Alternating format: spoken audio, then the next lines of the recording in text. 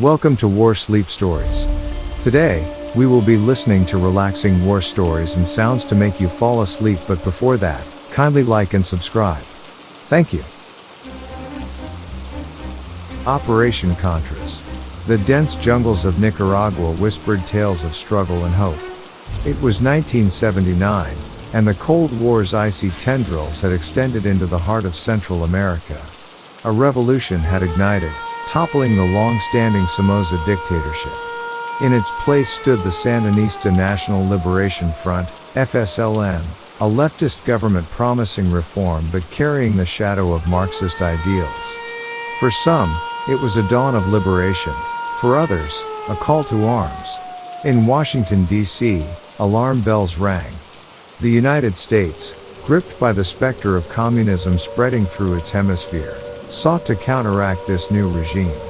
Out of this fear and strategy, a disparate group of rebels emerged, the Contras. Armed and funded covertly, their mission was to destabilize the Sandinistas and reclaim Nicaragua for right-wing ideals.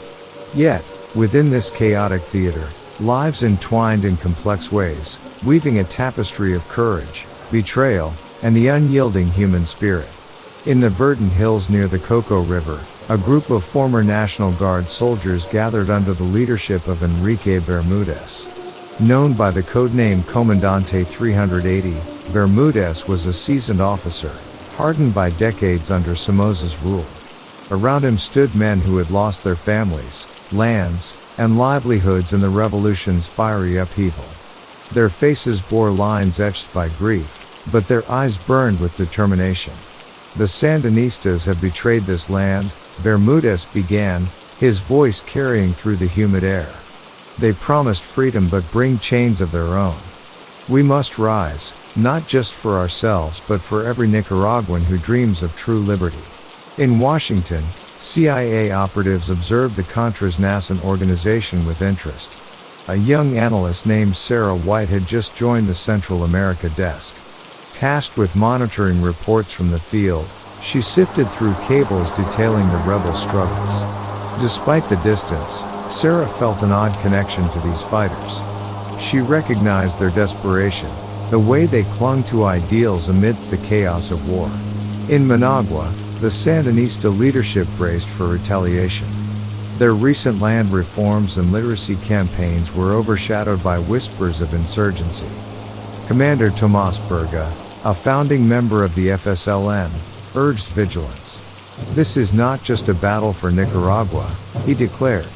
"This is a stand against imperialism, a fight for the dignity of all oppressed peoples." As tensions mounted, ordinary Nicaraguans were caught in the crossfire. Rosa, a school teacher in León, found her life turned upside down. Her once bustling classroom grew emptier by the day as families fled to safer regions. Each night, she wrote letters to her brother Andres, a Sandinista fighter stationed near the border, praying for his safety. The stage was set, and the actors began to move. In the jungles, rebels sharpened their resolve. In the cities, leaders plotted strategies. And in quiet villages, the people waited, bracing for the storm that would soon engulf their lives. The dense jungles of northern Nicaragua became both ally and adversary to the fledgling Contras. Enrique Bermudez and his men moved like shadows through the terrain, their rifles slung over weary shoulders. The jungle, alive with the hum of insects and the calls of howler monkeys, offered both cover and menace. Rivers served as arteries for movement, but their muddy banks carried the threat of ambush. Supplies were scarce. Food came from the generosity, or fear, of local villagers. Some supported the rebels, driven by discontent with Sandinista policies.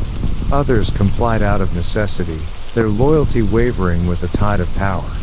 The Contras' radios crackled with intermittent messages from CIA operatives, who sent coded encouragement and promises of aid.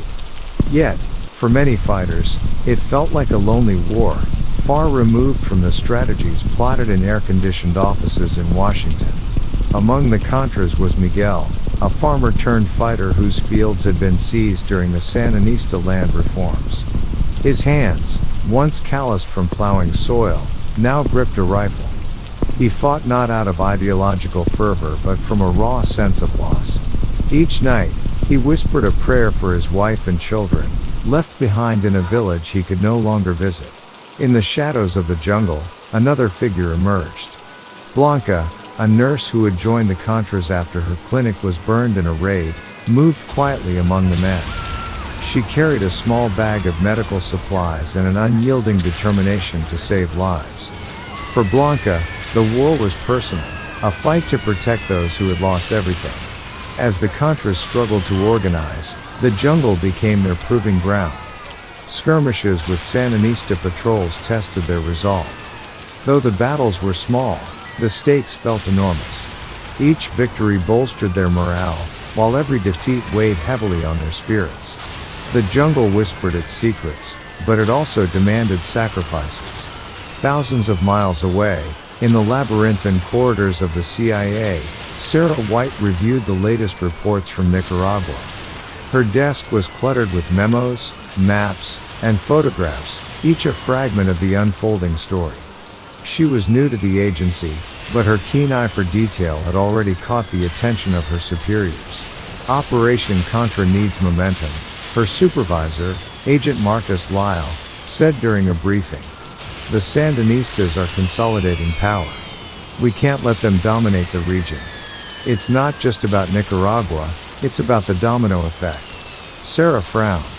She had seen the aftermath of covert operations gone wrong. Her father, a veteran of Vietnam, had shared stories of unintended consequences. Yet, she understood the stakes. The Cold War wasn't just a geopolitical struggle, it was a battle for survival in the nuclear age. As Sarah delved deeper into the reports, she noticed patterns, discrepancies between the field accounts and the sanitized narratives presented to Congress. The Contras' reliance on villages for supplies, their occasional brutal tactics, and the mounting civilian casualties were often glossed over.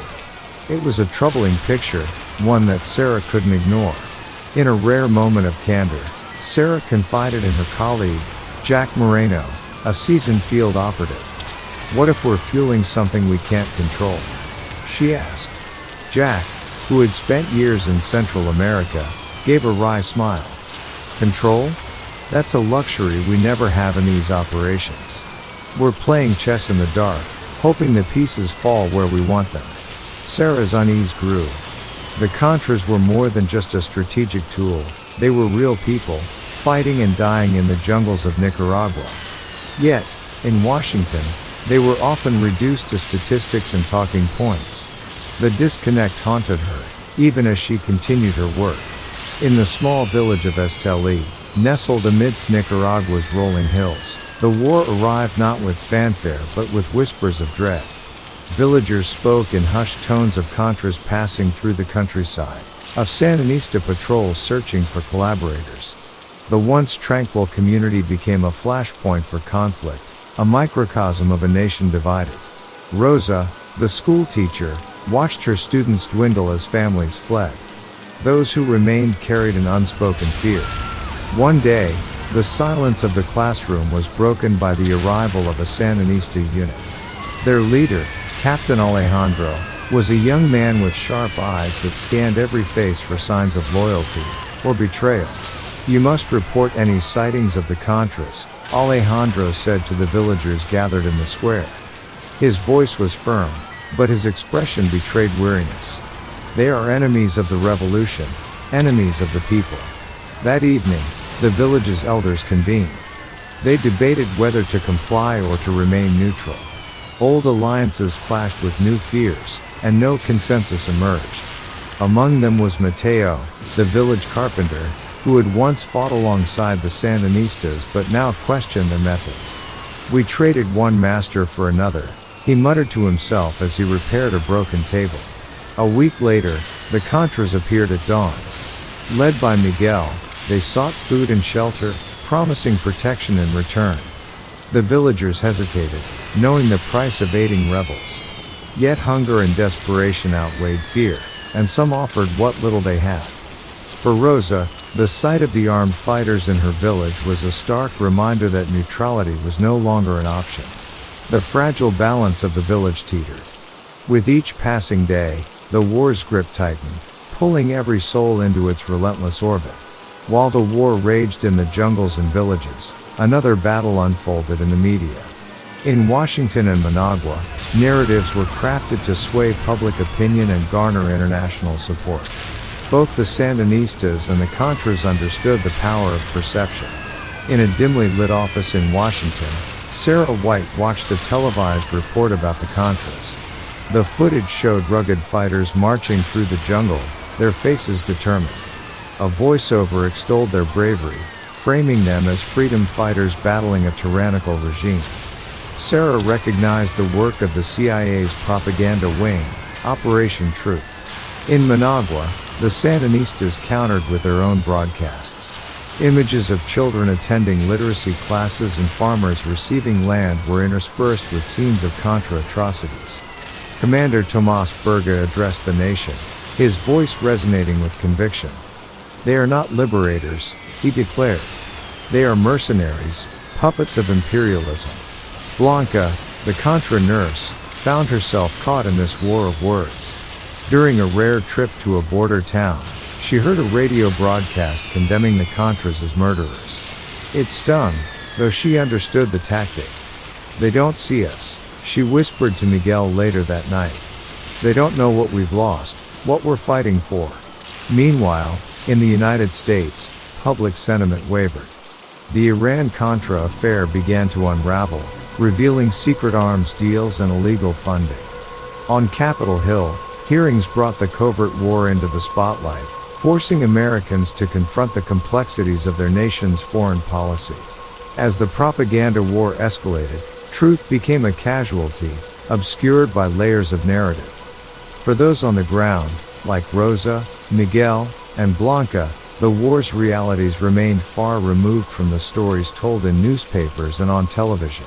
The Contras were not a monolithic force but a collection of groups with diverse backgrounds, ambitions, and ideologies. Tensions often simmered beneath the surface as leaders like Enrique Bermudez struggled to unify the factions. Meetings in hidden camps were filled with heated debates about strategy and resources. At one such gathering, Adolfo Calero, a prominent Contra leader and staunch anti-communist, clashed with a regional commander from the Southern Front. "We need to concentrate our efforts on disrupting supply lines," Calero argued, slamming his fist on the makeshift table. "Scattered attacks won't weaken the Sandinistas enough." The commander, weary from months of jungle warfare, retorted, "Our people need us. If we don't protect the villages, we'll lose their support, and then what? We'll be nothing but mercenaries for the Americans." Blanca, present as the camp's medic, watched the exchange silently. She understood both sides but felt the weight of the fighters' exhaustion. That night, she treated a young soldier named Carlos, who had been injured in an ambush. As she wrapped his wounds, he whispered, "Sometimes I wonder if we're fighting for anything real." For Sarah White, monitoring the Contra's internal struggles from her office in Washington, the reports highlighted a growing problem. Fragmentation threatened the operation's success. Yet, she knew that resolving these divisions required more than weapons and funding. It required trust, a commodity increasingly scarce in the jungle. Despite their differences, the Contras pressed on. Each raid, ambush, and skirmish tested their resolve. And while their unity was tenuous, their shared opposition to the Sandinistas kept them moving forward, at least for now. In León, Rosa's small house became a refuge for those displaced by the fighting. Families arrived with little more than the clothes on their backs, their stories etched with pain. One woman, clutching a crying infant, recounted how her village had been caught between a Contra raid and a Sandinista counterattack. "There was no escape," she said, tears streaming down her face. "We lost everything." Rosa did what she could, but resources were limited. She wrote to her brother Andrés, a Sandinista fighter, pleading for help. His response came weeks later, smuggled through a network of sympathizers. "Stay safe, hermana," he wrote. "This war will end, and we will rebuild. Until then, be strong." For Andrés, the letter was a rare moment of solace. Stationed near the Honduran border, his unit faced constant threats. The jungle was unforgiving, and every patrol brought the risk of ambush. He often thought of Rosa, imagining her teaching children in a world untouched by war. It was a vision that kept him going. In the rebel camp, Miguel grappled with his own losses. He had received news that his village had been burned by Sandinista forces, leaving his wife and children unaccounted for. He fought with a fury that worried Blanca, who urged him to take care. "Revenge won't bring them back," she said softly. "But it might take you from those who still need you."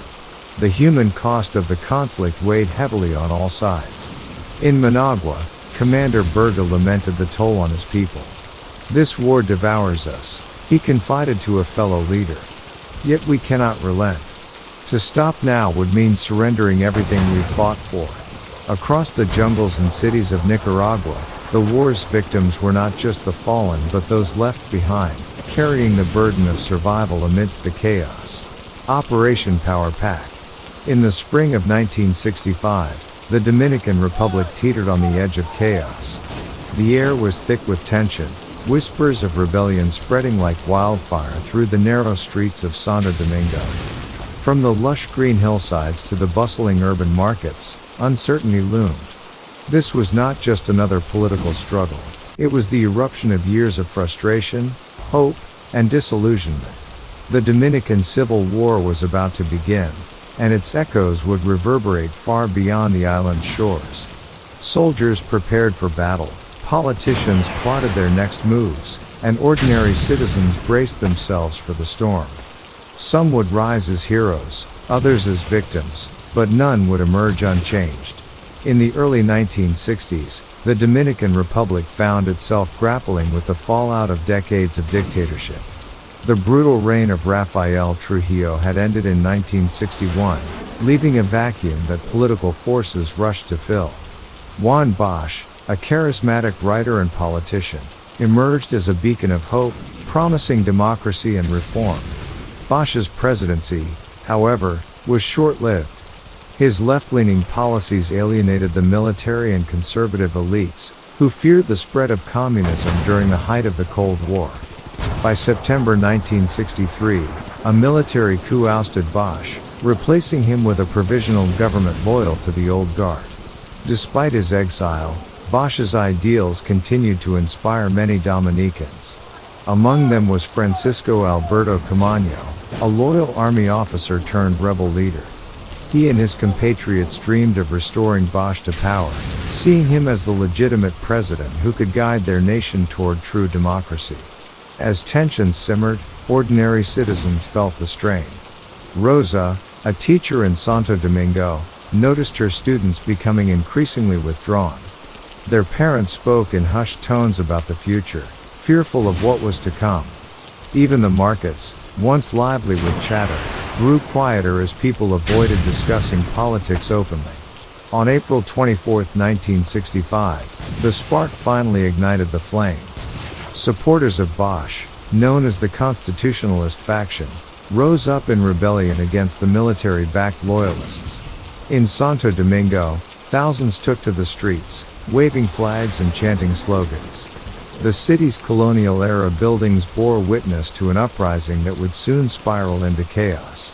Camaño emerged as a key figure, rallying the constitutionalist forces with a fiery determination.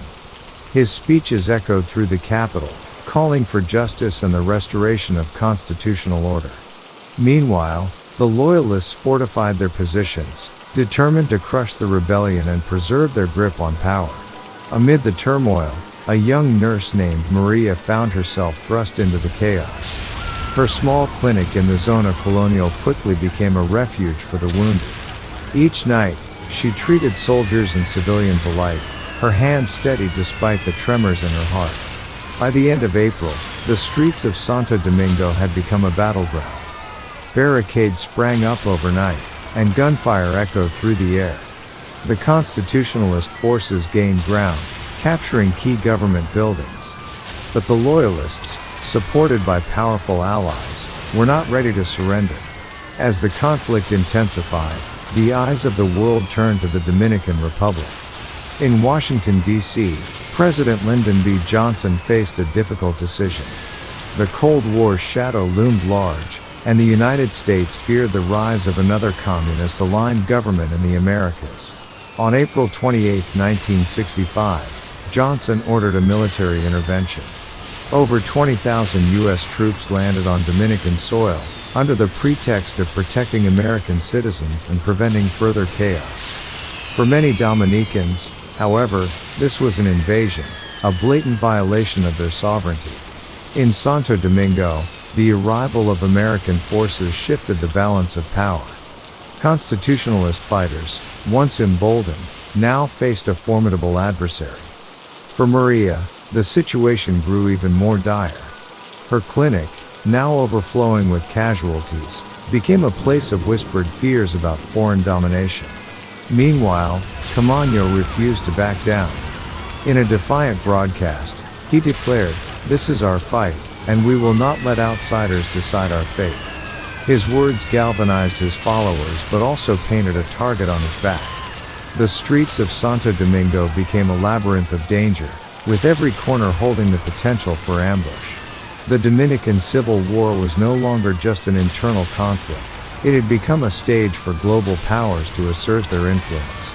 The United States framed its intervention as a necessity to prevent a communist takeover, but to many Dominicans, this justification rang hollow. In the constitutionalist strongholds, Camaño's forces strategized under immense pressure. Each decision carried the weight of their nation's future. Messages arrived from international allies, some offering moral support, others urging restraint. Yet, the shadow of the Cold War dictated much of the world's response.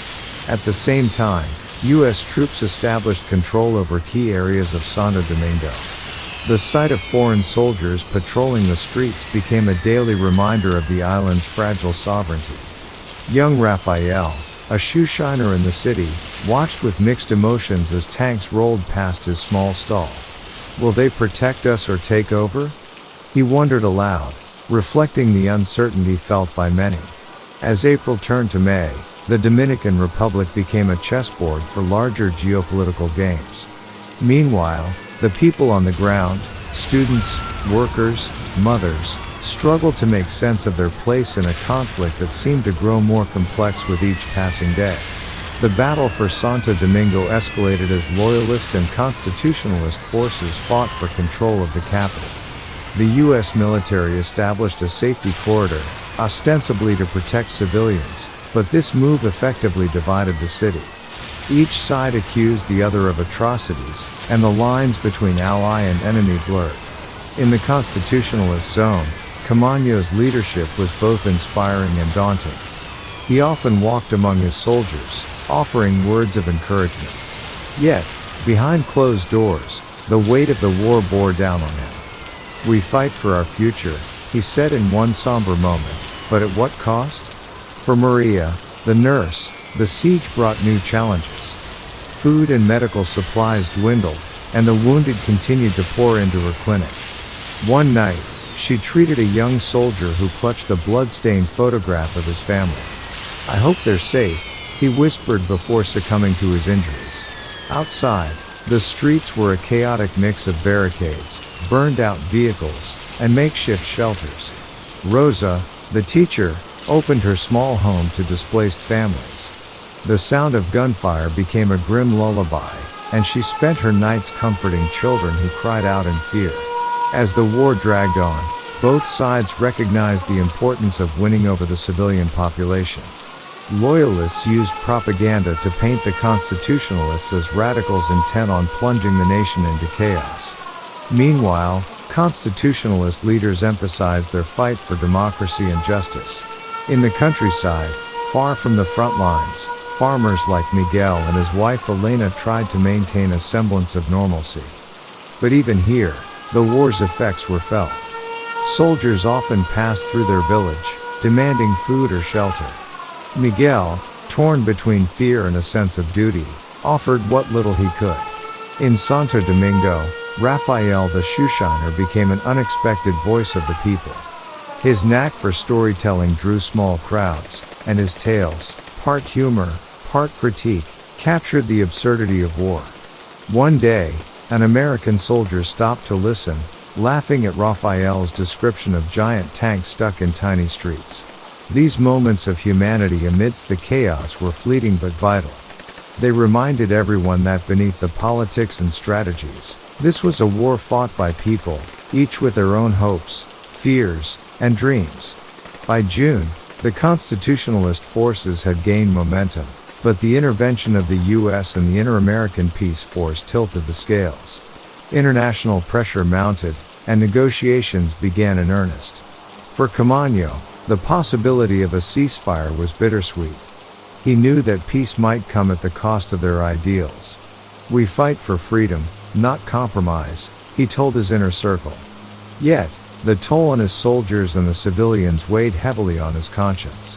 Maria found herself at the center of these negotiations. Her clinic became a neutral ground where representatives from both sides met discreetly. She watched as once fiery adversaries spoke in hushed tones, their shared exhaustion evident. Rosa, too, played a role. Her students began writing letters to soldiers on both sides, pleading for peace.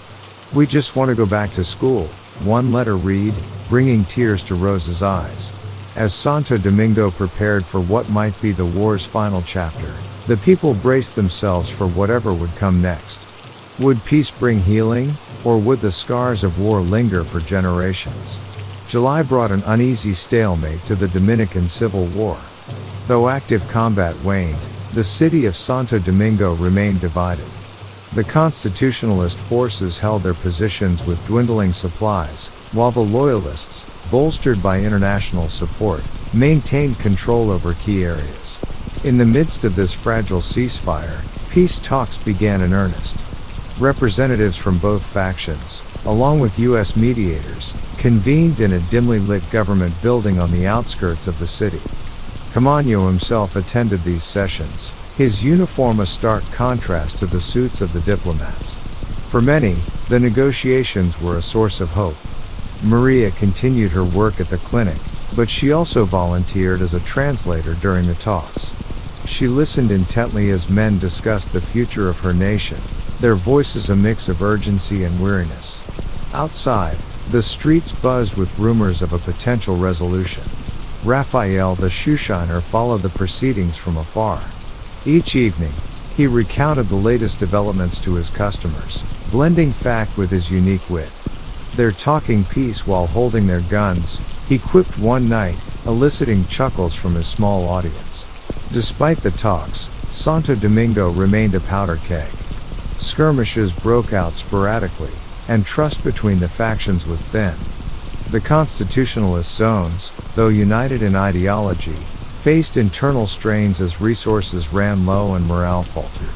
Rosa's small home continued to serve as a refuge for displaced families. One evening, as she prepared a modest meal, she overheard a young boy ask his mother, "When will the war end?" The question hung in the air, heavy with the uncertainty that permeated their lives. Meanwhile, Camaño's resolve was tested. His forces had given everything to the cause, and now he was being asked to compromise. Late one night, he stood on the rooftop of a battered building, staring at the city he loved. "We fought for this," he murmured, the distant sound of gunfire punctuating his thoughts. In the loyalist-controlled areas, soldiers patrolled with an air of vigilance. Among them was Lieutenant Alvarez, a young officer torn between his orders and his growing disillusionment. Each day, he passed a mural painted by children in the constitutionalist zone, a vivid scene of peace and unity. It stirred something within him, a reminder of what was at stake. The Dominican Civil War had become a focal point of international diplomacy. At the United Nations, debates raged about the legitimacy of the U.S. intervention. In Washington, President Lyndon B. Johnson faced mounting criticism, both at home and abroad, for his administration's actions. For the Dominican people, these discussions felt distant, almost surreal. Miguel and Elena, the farmers in the countryside, often tuned their old radio to catch snippets of global news. "They speak of us like chess pieces," Miguel observed one night, his voice tinged with both anger and resignation. In the Constitutionalist headquarters, Camaño received a letter of solidarity from a group of students in Paris. "Your fight is our fight," it read, bringing a rare smile to his face. Meanwhile, the Loyalists received shipments of new supplies from allied nations, bolstering their resolve. Even Maria felt the reach of the international stage. A foreign journalist visited her clinic, documenting the human cost of the war. "Tell them we're not just numbers," she said, her voice steady despite the exhaustion etched on her face. As August approached, the prospect of peace seemed within reach, but so did the risk of a renewed offensive. Both sides prepared for what could be a decisive moment. In the Constitutionalist zones, Camaño's forces fortified their positions, ready to defend their vision of democracy. For Maria, the stakes had never been higher. Her clinic became a hub of whispered plans and quiet determination. She often worked late into the night, her hands steady as she stitched wounds and offered words of encouragement. Rosa, too, felt the tension. She organized a peaceful march with her neighbors, holding candles and signs that read, "We want peace." The sight of ordinary citizens walking through the war-torn streets moved many, even hardline soldiers who watched from the sidelines. In the Loyalist camp, Lieutenant Alvarez found himself questioning his role more than ever. One evening, he confided in a fellow officer, "If we win this war but lose our humanity, what have we really achieved?"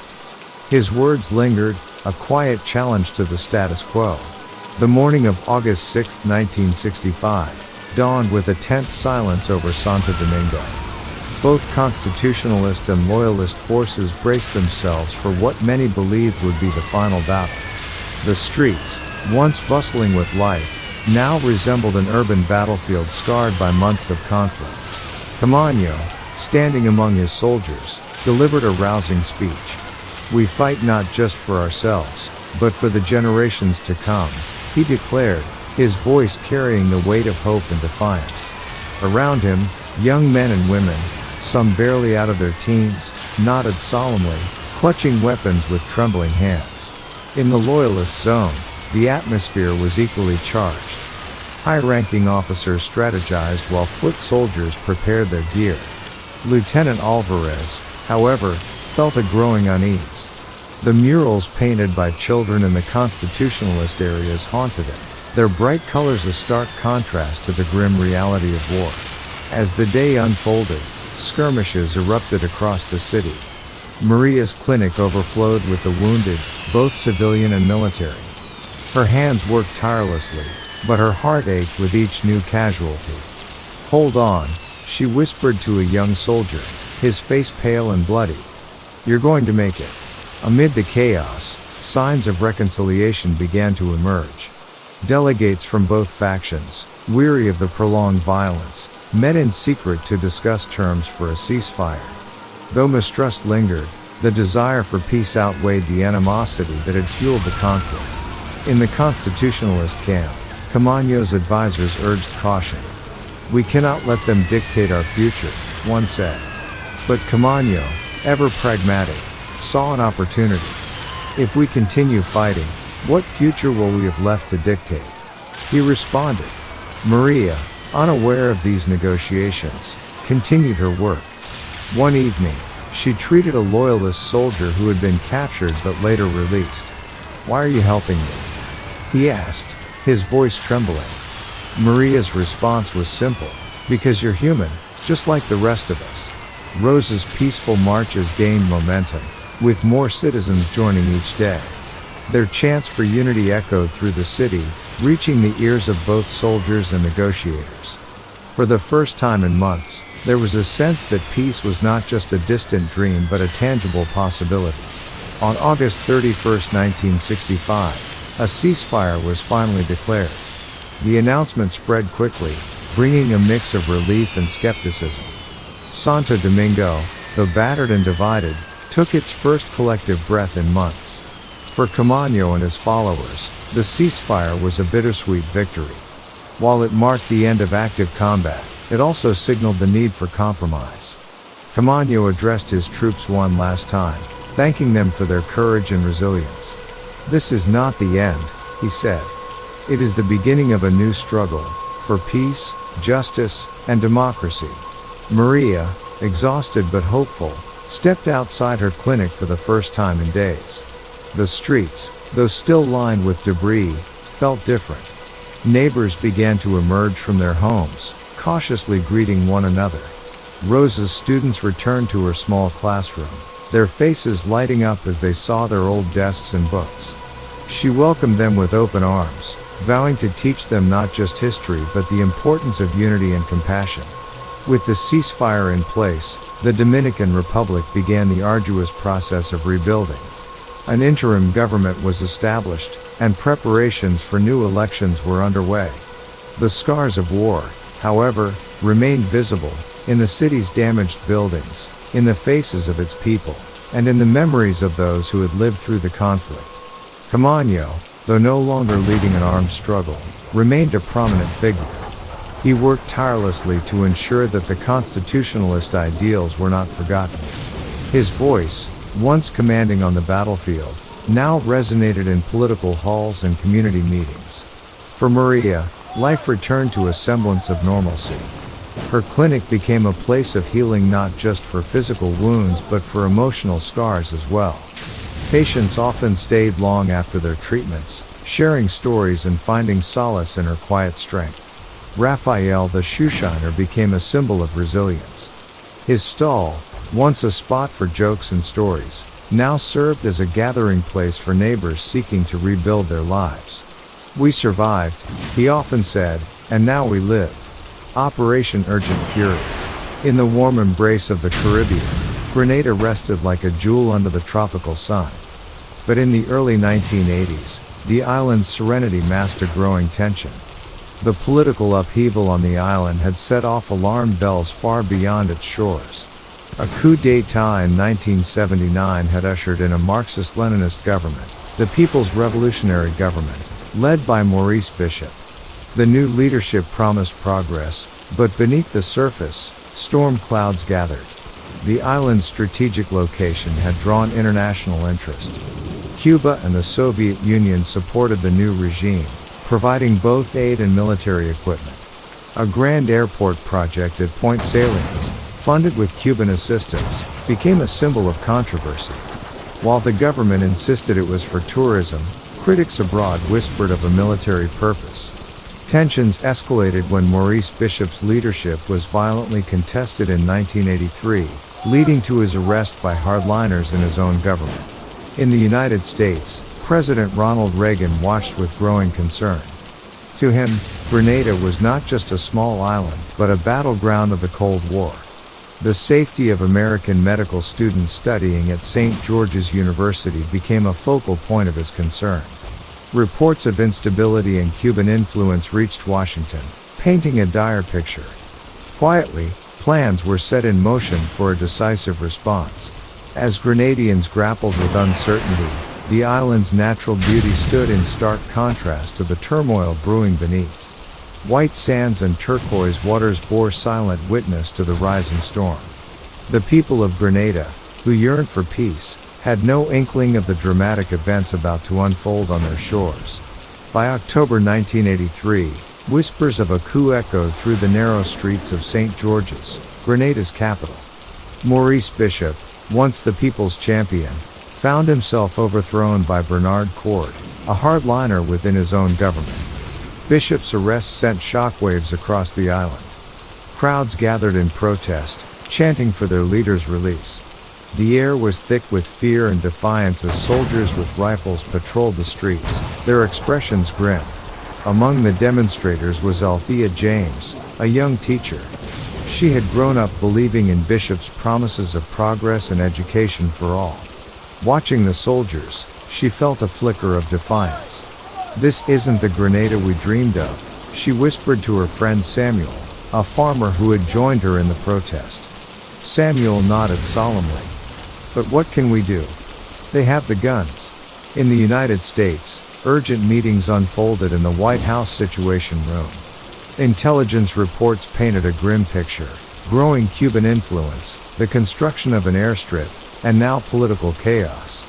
National Security Advisor William Clark briefed President Reagan, emphasizing the risks to the hundreds of American students on the island. "Mr. President," Clark said, "this is more than just an internal conflict. It's a Cold War flashpoint." As the sun dipped below the horizon, shadows deepened over Grenada. That night, Althea sat by her radio, listening to reports of unrest. Across the island, the voices of families blended with the sound of the sea.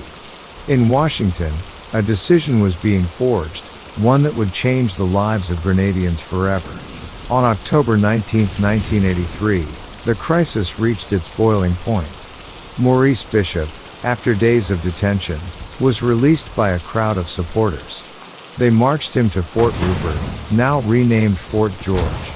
Their chants of "Bishop, Bishop," reverberated through the air, a mixture of hope and desperation. Bishop addressed them with a calm resolve, but he had no idea how short his freedom would be. The celebrations turned to chaos when military forces loyal to Bernard Court arrived at the fort. The tension shattered as gunfire erupted. Screams filled the air as soldiers stormed in, dragging Bishop and his loyalists away. By evening, news spread like wildfire: Maurice Bishop had been executed. The island plunged into mourning. Althea, hearing the news, felt a deep, hollow ache. "They killed him," she whispered to Samuel, tears streaming down her face. Meanwhile, in Washington, the final decision had been made. Reagan's advisors presented Operation Urgent Fury, a plan to invade Grenada and restore stability. The president gave the order. The United States, alongside other Caribbean nations, would intervene. The stated goal: to protect American citizens and restore democracy. As Grenada wept for its fallen leader, ships carrying American forces cut through the waters of the Caribbean. In the early hours of October 25, the island would awaken to a thunderous reckoning. The pre-dawn stillness of October 25 was shattered by the roar of helicopters and the distant thud of explosions. American forces had launched their assault.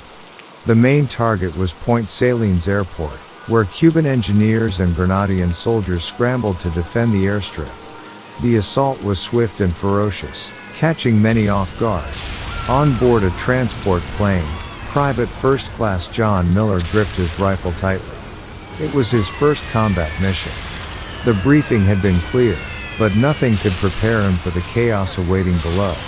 As the plane descended, he felt a surge of adrenaline and fear. "Just stick to the plan," he muttered under his breath. Grenadians awoke to an island under siege. Althea and Samuel stood outside, watching plumes of smoke rise in the distance. "What's happening?" Althea asked, her voice trembling.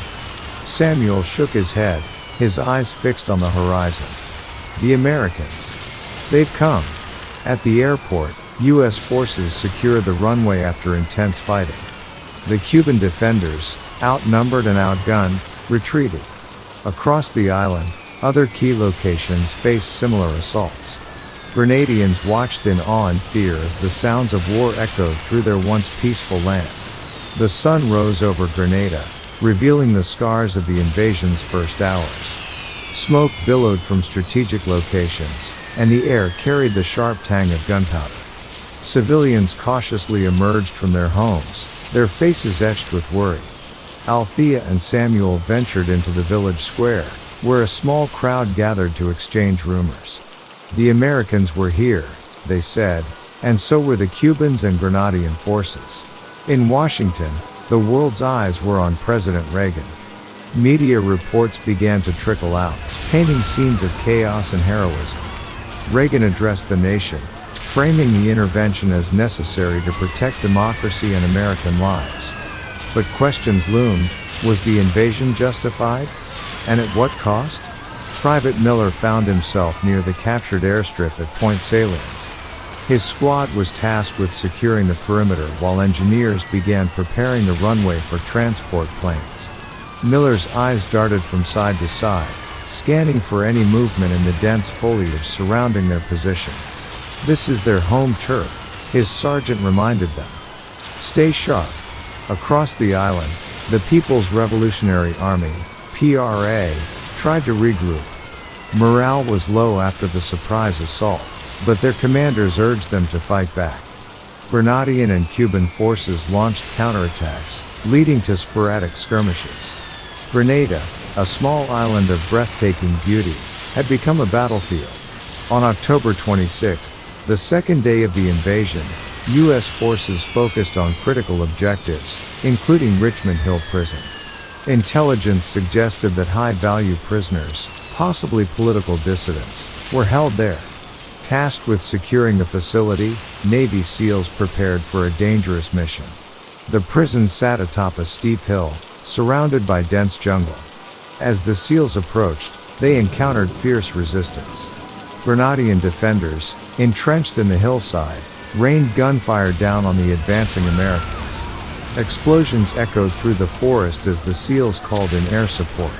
It was a grueling fight, with every inch gained coming at a cost. Althea and Samuel could hear the distant sounds of battle from their village. "They're fighting up there," Samuel said, pointing toward the hills. Althea nodded, clutching her radio. Reports of civilian casualties filled the airwaves, heightening the villagers' fear. "Will it ever end?" she whispered. By nightfall, U.S. forces had taken Richmond Hill. The operation revealed the challenges of coordinating intelligence, communication, and firepower in such rugged terrain. But the mission also raised an unsettling question: how many innocent lives were being caught in the crossfire? As the invasion progressed, rescuing the American medical students at St. George's University became a top priority. Spread across two campuses, they were at risk of being caught in the fighting. A combined force of U.S. Marines and Army Rangers launched a daring operation to evacuate them. At the True Blue campus, students huddled in their dorms, their fear palpable. Among them was Sarah Green, a third-year medical student from Michigan. She had spent the past 48 hours listening to gunfire and helicopters, unsure if she would survive. When U.S. soldiers burst into the building, their shouts of "You're safe now" brought tears to her eyes. The rescue was not without its challenges. At Grand Aunts campus, the operation faced resistance from PRA forces. A fierce firefight broke out as U.S. soldiers worked to secure the area. Despite the danger, the evacuation was a success. By the end of the day, hundreds of students had been airlifted to safety. Back in Washington, the rescue was hailed as a triumph. For Althea and Samuel, hearing of the students' evacuation brought mixed emotions. "They saved their own," Samuel said quietly. Althea replied, "But who will save us?" The Cuban soldiers on Grenada had been sent to build an airport, but as the invasion unfolded, they found themselves in the middle of a war. Commanded by Colonel Pedro Tortolo, they fought tenaciously, defending positions at Point Salines and other key locations. For them, the battle was about more than survival. It was about defending their allies and their ideology. On the outskirts of St. George's, a group of Cuban engineers turned soldiers fortified their position. Armed with little more than rifles and determination, they held off U.S. advances for hours. One of them, Jorge Martinez, had never fired a gun before the invasion.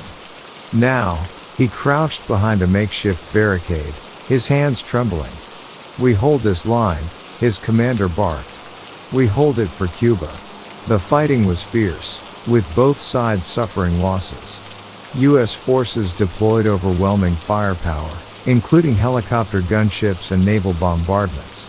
Yet, the Cubans' resistance was a testament to their resolve.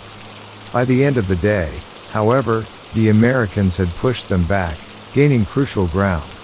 For Althea and Samuel, the distant sounds of battle were a grim reminder of their new reality. Their island, once a haven of peace, was now a stage for foreign powers. "We are pawns in their game," Althea said, her voice heavy with sadness. Samuel nodded, his eyes fixed on the horizon. By the third day of the invasion, the battles had spread from military installations to Grenada's quiet villages. Skirmishes erupted as U.S. forces moved to secure roads and bridges. Grenadian militia members, many of them poorly trained and armed, resisted with determination. Villages became battle zones, their narrow streets echoing with gunfire. Althea and Samuel watched as soldiers marched into their village.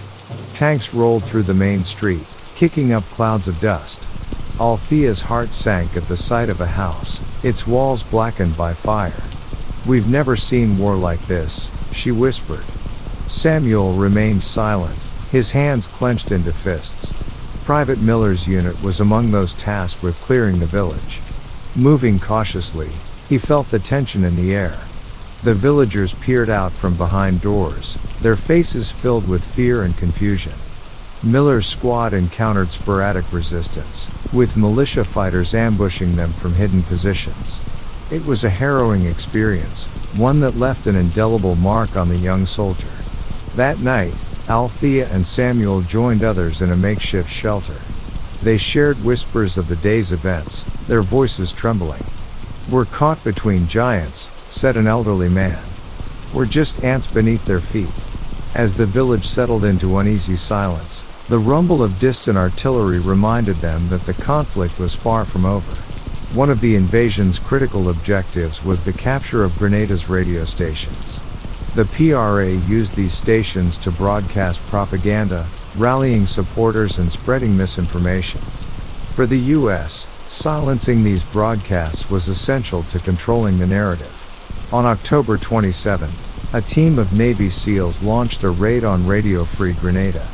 The station, located in a fortified building, was heavily defended. The SEALs approached under the cover of darkness, their movement swift and precise. A firefight erupted as they stormed the compound, bullets shattering windows and ricocheting off walls. Within minutes, they had taken control, replacing the PRA's broadcasts with their own messages. For Althea, the change in radio programming was jarring. She had listened to the PRA's messages for years, even if she didn't always believe them. Now, American voices filled the airwaves, promising peace and safety. "Do you think they mean it?" she asked Samuel. He shrugged, his expression unreadable. "Time will tell."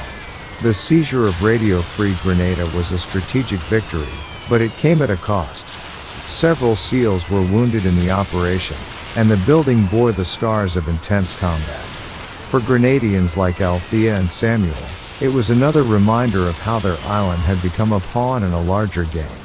Amid the conflict, U.S. forces worked to address the humanitarian crisis unfolding on the island. The invasion had displaced thousands, and many villages faced shortages of food and medicine. To win hearts and minds, soldiers distributed supplies and provided medical aid. At a makeshift clinic set up in St. George's, Althea volunteered to help.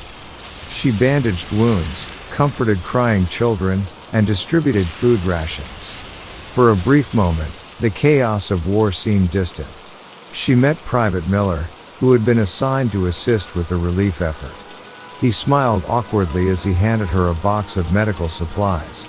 "It's not much," he said, "but it's something." Samuel, meanwhile, remained skeptical. He watched from a distance as soldiers handed out rice and canned goods. "They're trying to win us over," he muttered. Althea shot him a look. "People are hungry. Let them eat." The humanitarian efforts brought temporary relief, but they also underscored the complexity of the situation. For every grateful recipient, there were others who viewed the aid with suspicion. As the soldiers packed up and moved on, the people of Grenada were left to navigate the uncertain days ahead. While the battles raged on the ground, the political theater surrounding the invasion played out on the global stage. In the United Nations, fierce debates unfolded. Allies of the United States defended the intervention as a necessary action to protect democracy and lives. Critics, including the Soviet Union, condemned it as an act of aggression. For President Reagan, the invasion was an opportunity to project strength in the Cold War. In public speeches, he emphasized the liberation of Grenada from Marxist rule. Behind closed doors, his advisors discussed the broader implications for U.S. foreign policy. "This isn't just about Grenada," Reagan told his team. "It's about sending a message." In Havana, Fidel Castro vowed to support the Cuban soldiers fighting on the island. He called the invasion a blatant act of imperialism and mourned the lives of Cuban engineers lost in the conflict. For Colonel Pedro Tortolo and his men, Castro's words were a reminder of the stakes. They fought not just for survival but for the ideals their leader championed. On Grenada, the people felt the weight of these global dynamics. Althea and Samuel listened to news reports, their emotions a mix of pride and despair. "The world is watching," Althea said. Samuel nodded. "But will they see us, or just their war?" Fort Frederick, perched atop a hill overlooking the capital, became a key stronghold for Grenadian and Cuban forces. Its strategic position made it a critical objective for the invading U.S. troops. The defenders knew that losing Fort Frederick would mean losing control of the region. On October 28, U.S. Army Rangers began their approach under the cover of artillery fire. Private Miller's unit was among those assigned to the assault. The climb toward the fort was grueling, with thick jungle terrain and steep slopes hampering their advance. From above, defenders rained bullets and mortar shells, turning the hillside into a deadly gauntlet. Inside the fort, Cuban officer Jorge Martinez braced for the inevitable. He had spent days organizing the defenses, setting up barricades and stockpiling ammunition. As the first wave of U.S. forces reached the perimeter, the defenders unleashed everything they had. The battle was fierce, with both sides suffering heavy casualties. By nightfall, the fort fell. U.S. forces raised their flag over the battered structure, marking a significant victory. For Jorge, the loss was devastating. He and a handful of survivors slipped away under cover of darkness, retreating into the jungle. For Private Miller, it was a moment of triumph tempered by the haunting sights of war. As the battle for Fort Frederick raged, life for Grenadian civilians became increasingly precarious. Families fled their homes, seeking safety wherever they could find it. The lush landscapes that once symbolized paradise now bore the scars of conflict, scorched earth, shattered buildings, and broken lives. Althea and Samuel joined others in a nearby church that had become a temporary shelter. The pews were filled with families clutching whatever belongings they had managed to carry. A local priest, Father Pierre, moved among them, offering prayers and words of comfort. "Stay strong," he said. "This storm will pass." Despite the fear and uncertainty, moments of humanity shone through. Villagers shared food and water, while children played games to distract themselves from the chaos. Althea found solace in helping others, bandaging wounds and preparing meals. Samuel, however, grew more restless. "How long can we live like this?" he asked one evening. Althea had no answer. The church offered a fragile sense of security, but the echoes of distant gunfire reminded them that danger was never far away. Each day brought new stories of loss and resilience, painting a portrait of a people determined to survive. By the end of October, U.S. forces had gained control of most of the island. Only a few pockets of resistance remained, and the focus shifted to mopping up operations. The intensity of the fighting began to subside, but the scars it left behind were unmistakable. Private Miller's unit was tasked with securing the northern region, where remnants of the PRA and Cuban forces had regrouped. The soldiers moved cautiously, aware of the risks posed by ambushes and hidden traps. For Miller, the experience was surreal. The natural beauty of the island, its golden beaches, swaying palm trees, and vibrant flowers, was juxtaposed with the grim reality of war. For the defenders, the final days were marked by desperation. Jorge Martinez, hiding with a small group of Cuban soldiers, knew their position was untenable. Supplies were dwindling, and morale was at an all-time low. Yet they resolved to fight to the end, believing they had no other choice. The last major skirmish took place near a small village. U.S. forces overwhelmed the defenders, marking the end of organized resistance. For Althea and Samuel, the sight of soldiers marching through their village brought a mixture of relief and apprehension. The fighting had stopped, but the future remained uncertain. With the fighting over, attention turned to rebuilding. Grenada was left to grapple with the aftermath of the invasion. Schools, hospitals, and homes lay in ruins, and the island's economy had been brought to a standstill. Yet, amidst the devastation, there was hope. Althea resumed her work as a teacher, using whatever resources she could find to bring a sense of normalcy to her students. Samuel, inspired by the resilience of his community, joined efforts to repair damaged homes.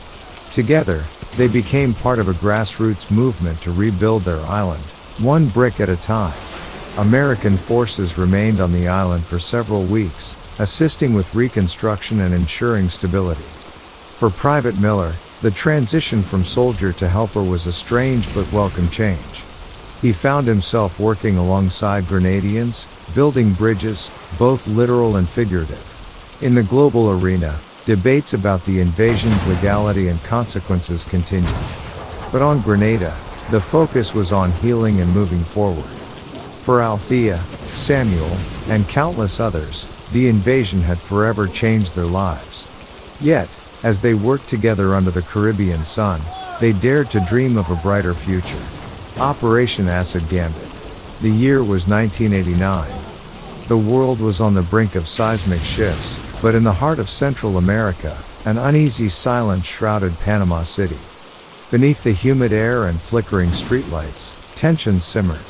The United States had grown weary of General Manuel Noriega, the dictator whose power was fortified by corruption and violence. The streets of Panama bore witness to unrest, but few could predict the audacity of what was to come, a secret mission that would redefine the meaning of risk. In this story, the war itself takes center stage, unfolding through the eyes of soldiers, spies, and those caught in its crossfire. Each perspective reveals another layer of a complex operation. Their stories will guide us through the tension, triumphs, and sacrifices that defined Operation Acid Gambit. The United States' frustration with Noriega had been brewing for years. By the late 1980s, his regime had become a thorn in Washington's side. The once valued CIA asset was now a liability, trafficking drugs and silencing dissenters. President George H.W. Bush, bolstered by public and international pressure, saw an opportunity to bring Noriega's reign to an end. But toppling a dictator was no simple task. It required precision, secrecy, and unwavering resolve. In Washington, Pentagon officials convened under the veil of darkness. Maps of Panama sprawled across a conference table, highlighting strategic sites. Among the circled locations was a stark, gray prison, Cárcel Modelo. Intelligence indicated that an American operative, Kurt Muse, was held there. His rescue became the linchpin of a broader plan to destabilize Noriega's grip on power. Thousands of miles away, Delta Force operators readied themselves. Among them was Commander Gary Harrell, whose steely composure inspired confidence. Harrell and his team had trained for missions like this, where split-second decisions could mean the difference between life and death. Their task: infiltrate the prison, extract Muse, and escape undetected. Every detail had to align like clockwork, for there would be no second chances. As the operation neared, the tension mounted. In Panama City, whispers of an imminent U.S. intervention spread. But few could fathom the scale of what was about to unfold. The stakes were clear. Failure was not an option. As December 1989 crept closer, the United States military finalized its plans for Operation Just Cause, the broader invasion of Panama. Within that mission, Operation Acid Gambit stood out, a high-stakes rescue that would test the mettle of even the most seasoned special forces. For weeks, intelligence teams worked tirelessly, gathering information about Cárcel Modelo's layout and security measures. Every map, photograph, and intercepted communication became a vital piece of the puzzle. In the jungles of Fort Sherman, Delta Force operators rehearsed the mission in painstaking detail. Mock-ups of the prison were constructed, and every maneuver was drilled repeatedly. From breaching techniques to evacuation routes, there was no room for error. Captain Eldon Bargewell led his men with unwavering focus, reminding them of the importance of their mission. Meanwhile, In Panama City, Kurt Muse endured another day of captivity. The small, dimly lit cell offered little solace, but Muse clung to hope. He believed in the capabilities of his country and the resolve of those tasked with his rescue. Though isolated, he knew he was not forgotten. With each passing day, the tension among the Delta Force team grew. The operators shared quiet moments, reflecting on their training and the risks ahead. For them, fear wasn't a weakness, it was a reminder of the stakes. The countdown to action had begun, and the shadow of destiny loomed large. The night of December 19, 1989, was thick with anticipation. Across Panama City, the hum of military activity reverberated through the air. U.S. forces had begun their coordinated strikes, targeting key military installations and command centers. Explosions shattered the stillness, and the glow of fire illuminated the night sky. For the people of Panama, it was a night of chaos and uncertainty. At Howard Air Force Base, Delta Force operators gathered for their final briefing. Colonel Peter J. Schumacher addressed the team, his voice calm but firm. "Gentlemen, this is what we've trained for. Muse's life depends on our precision and speed. Stay sharp, stay focused, and we'll bring him home."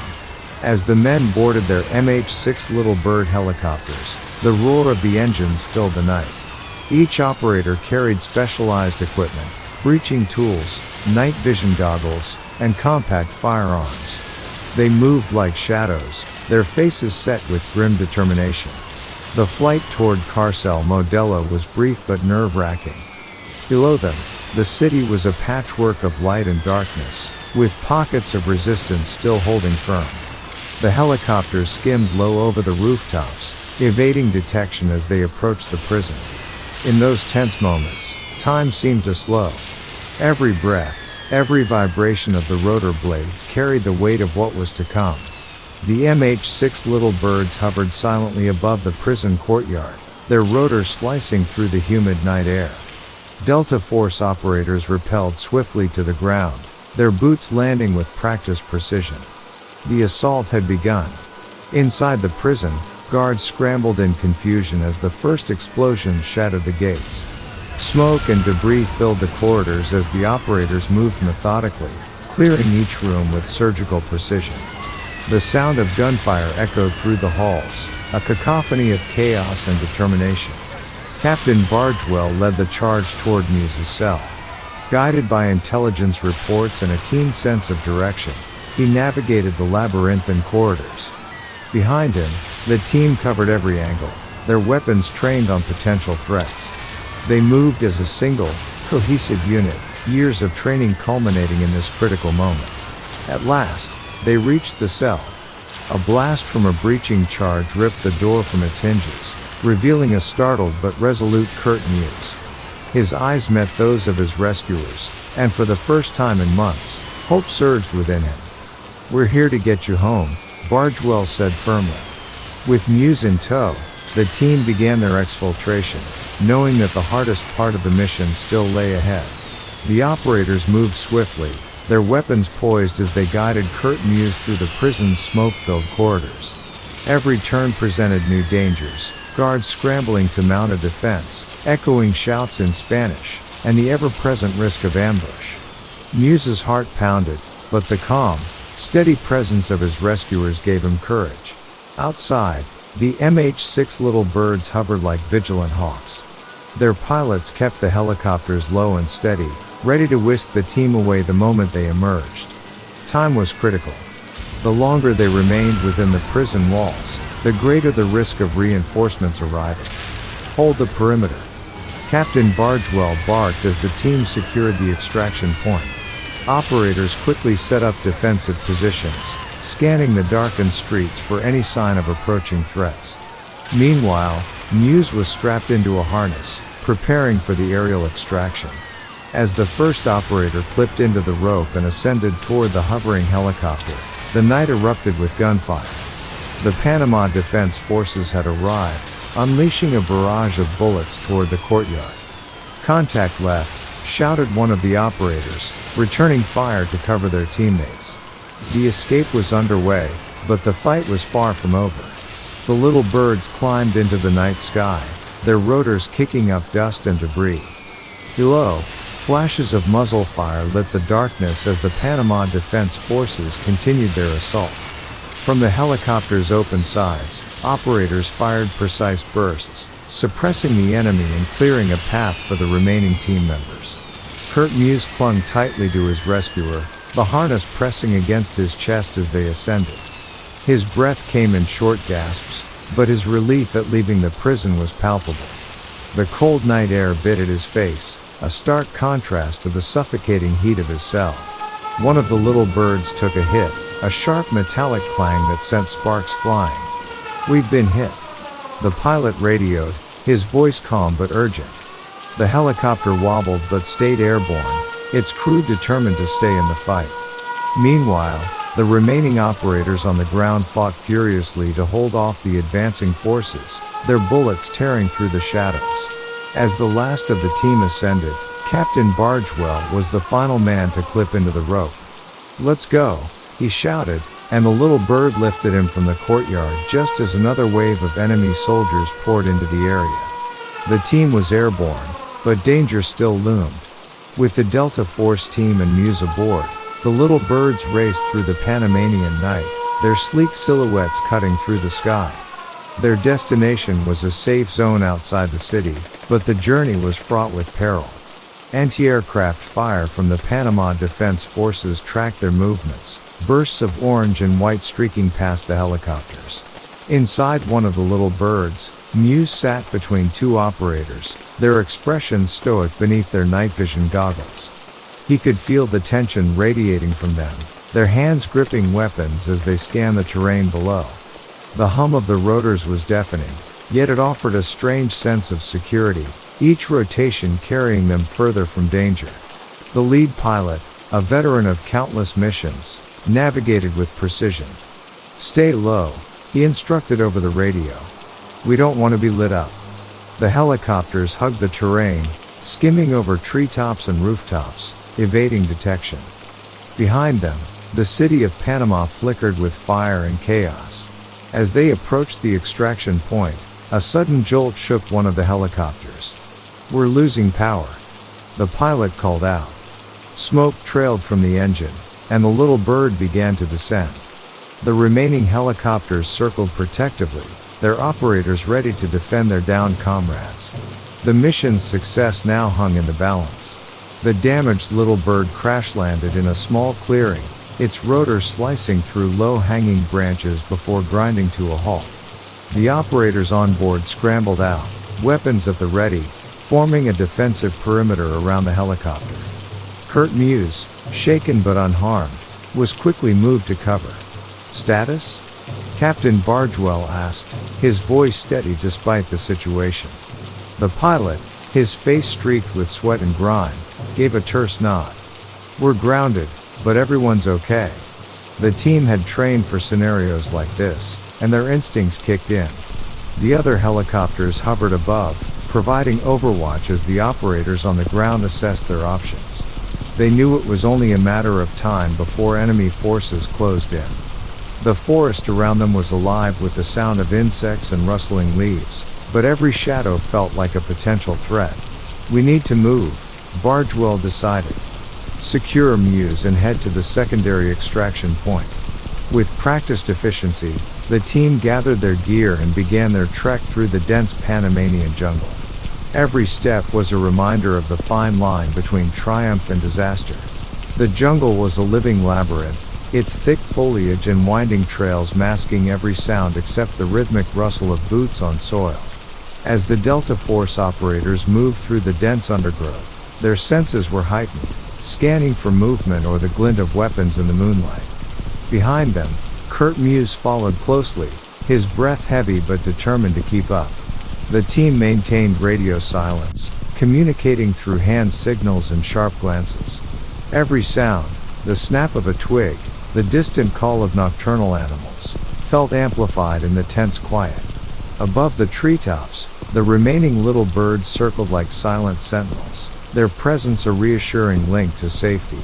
The journey to the secondary extraction point was grueling, and the operators knew the terrain offered as much danger as the enemy. Snakes coiled in the underbrush, and the humid air sapped their energy. Despite the challenges, the team pressed on, their focus unyielding.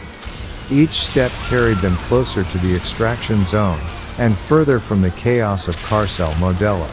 Suddenly, the lead operator raised his fist, signaling a halt. The team froze, listening intently. From the distance came the faint murmur of voices, followed by the unmistakable sound of boots crunching through foliage. Enemy patrols were closing in. The operators crouched low, weapons drawn, ready to face whatever lay ahead. The enemy patrol moved closer, their flashlights casting erratic beams through the trees. The Delta Force team remained motionless, blending into the shadows like phantoms. Each operator had chosen a concealed position, their weapons trained on the approaching soldiers. In the silence, even the faint rustle of leaves felt deafening. Kurt Muse crouched behind a fallen log, his heart pounding as he watched the silhouettes pass. He could see the tension in the operators' postures, their fingers poised on triggers, ready to strike if necessary. The lead Panamanian soldier barked orders, his tone sharp and urgent. The patrol paused just meters from the team's position, their movements slow and deliberate. One soldier stepped dangerously close to where Bargewell was hidden, his flashlight sweeping across the forest floor. The Delta Force commander held his breath, his grip on his rifle tightening. After what felt like an eternity, the patrol moved on, their voices fading into the distance. The operators remained still for several moments, ensuring the threat had passed. Finally, Bargewell signaled for the team to regroup. The danger had been averted, but the jungle was far from safe. As dawn approached, the forest began to stir with the sounds of waking wildlife. The team had covered significant ground but knew they were not out of the woods, literally or figuratively. The enemy was still searching for them, and every decision had to balance speed with stealth. They paused briefly by a shallow creek, refilling their canteens and checking their equipment. Muse leaned against a tree, his exhaustion evident, though he never complained. "We'll get you out of this," one operator assured him, his voice low but resolute. Muse nodded, drawing strength from their unwavering confidence. Just as they prepared to move, a sudden roar shattered the quiet, a helicopter, but not one of theirs. The team quickly scattered for cover as the Panamanian military's aircraft flew overhead, its searchlight scanning the forest floor. From the treetops, an operator aimed a Stinger missile launcher but held fire, waiting for Bargewell's signal. The helicopter hovered for several tense seconds before veering off toward another section of the jungle. The team exhaled in unison, their relief short-lived. The enemy was closer than ever, and they knew the clock was ticking. It was time to push forward, no matter the risk. By mid-morning, the team reached the designated extraction zone, a narrow clearing bordered by towering trees. The operators moved swiftly, securing the perimeter and setting up a defensive position. Bargewell radioed the circling little birds, their engines audible in the distance. "Extraction team, we're in position," he said, his voice steady despite the mounting tension. "Clear for landing." Above, the helicopters adjusted their flight paths, preparing for the final phase of the mission. Dust and leaves swirled as the first little bird descended, its landing skids touching down gently. Operators ushered Muse toward the aircraft, their eyes constantly scanning for threats. The extraction was nearly complete when gunfire erupted from the tree line. Enemy soldiers had arrived, their bullets tearing through the air. The team returned fire, their weapons barking as they provided cover for the departing helicopter. Muse was safely aboard, but the remaining operators still had to fight their way out. "Get to the next bird," Bargewell ordered, his voice cutting through the chaos. One by one, the operators boarded the helicopters, their comrades laying down suppressive fire. The little birds lifted off, their passengers gripping tightly as they ascended into the sky. Below, the jungle became a blur, the danger left behind but not forgotten. As the little birds soared above the dense Panamanian jungle, the operators remained vigilant. The extraction had been successful, but the mission wasn't over yet.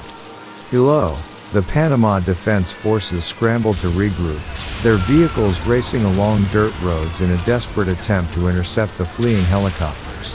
From his seat, Kurt Muse glanced down at the chaotic landscape. His heart still raced from the harrowing escape, but a glimmer of hope now shone in his eyes. "How much farther?" he asked one of the operators beside him. "Not far," the man replied, his gaze fixed on the horizon. "Just hold tight.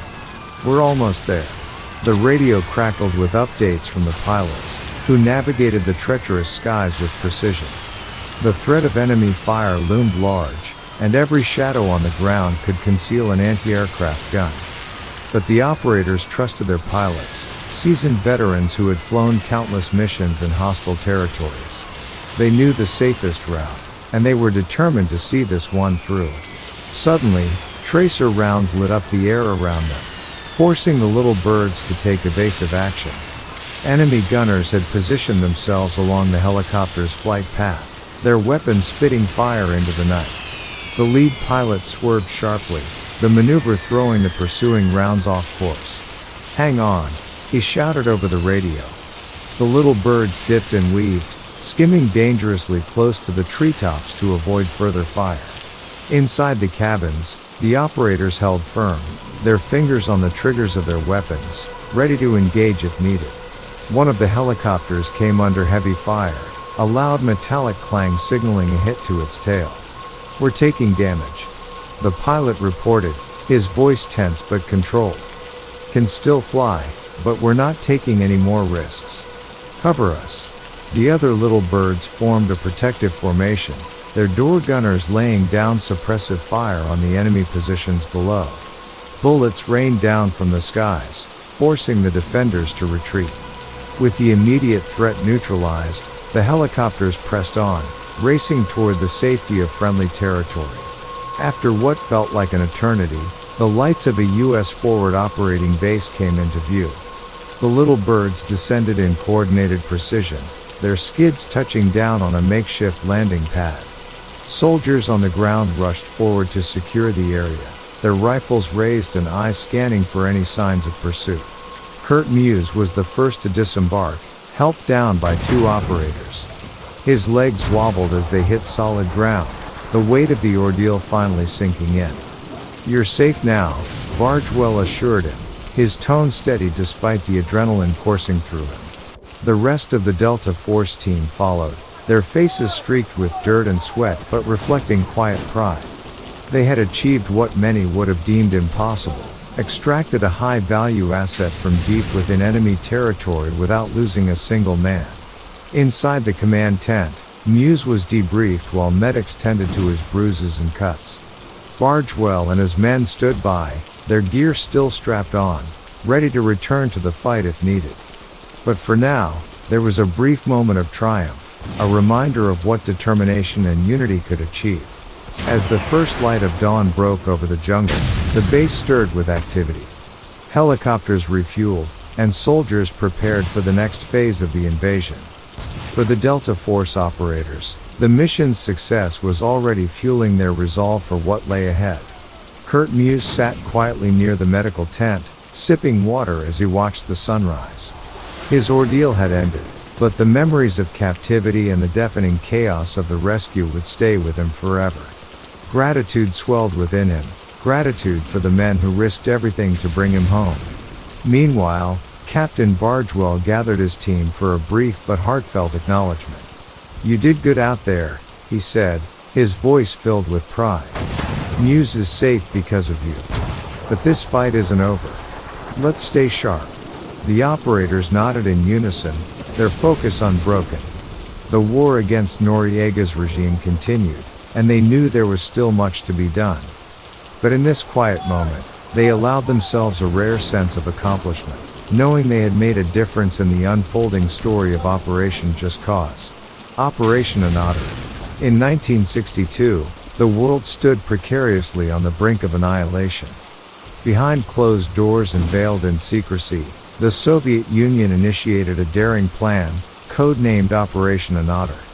Designed to tip the global scales of power, it aimed to deploy ballistic missiles to Cuba, a move that would bring Soviet nuclear might within striking distance of the United States. What unfolded was a tale of calculated risks, political chess, and human lives caught in the crossfire. The story of Operation Anodr is not just about missiles and governments. It is about the individuals who shaped it, those who lived under its shadow, and the choices that dictated the course of history. From Soviet engineers aboard clandestine ships to Cuban farmers unwittingly drawn into the drama, this is the tale of a war that was fought in whispers, threats, and deception. The stakes were nothing less than the survival of humanity. The story begins on a serene April evening in 1962, where Nikita Khrushchev, the leader of the Soviet Union, and his defense minister, Rodion Malinowski, strolled along the shores of the Black Sea. The soft crash of waves masked the gravity of their conversation. In the distance, fishing boats drifted lazily, oblivious to the weight of decisions being made. Khrushchev, pondering the growing imbalance of power with the United States, voiced a radical idea, one that would change the trajectory of the Cold War. The United States had stationed Jupiter missiles in Turkey, a stone's throw from Soviet borders. These weapons could reach Moscow in minutes, leaving no time for retaliation. For Khrushchev, the answer was audacious but simple. If the Americans had missiles near Soviet soil, then the Soviets would place theirs near America. The idea of deploying nuclear missiles in Cuba, a small island just 90 miles from Florida, took root that night. By dawn, the plan had evolved. Operation Anodr would be the Soviet Union's boldest military maneuver. Malinowski was tasked with assembling a team to bring Khrushchev's vision to life. The stakes were clear. Failure could expose the Soviet Union's vulnerability. Success could tilt the Cold War balance. As the sun rose over the Black Sea, a quiet resolve settled between the two men. The wheels of history had begun to turn. Meanwhile, in Cuba, a different conversation was unfolding. Fidel Castro and his revolutionary government were grappling with the looming threat of an American invasion. For Castro, Khrushchev's proposal, once it reached him, would be both an opportunity and a gamble. But that moment was still weeks away. For now, the island remained unaware of the storm brewing across the Atlantic.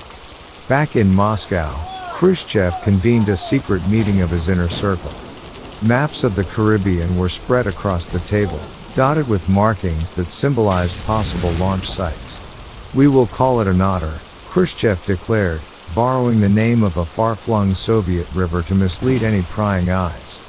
Thus, with calculated precision, the Soviet Union embarked on its most covert operation yet. In the shadowy halls of the Kremlin, a plan began to take shape. General Anatoly Gribkov, a seasoned strategist with a sharp mind for logistics, was tasked with designing the operation. Alongside his aides, Gribkov worked tirelessly, poring over maps and calculating distances. The plan was ambitious, an unprecedented deployment of men, missiles, and machinery to a foreign land. The operation would involve over 50,000 troops, multiple missile regiments, and enough support equipment to create a formidable military presence in Cuba. The logistical hurdles were immense.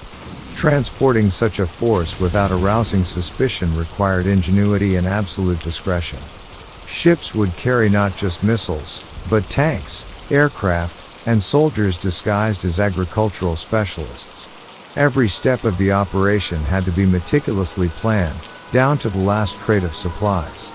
For Gribkov and his team, failure was not an option.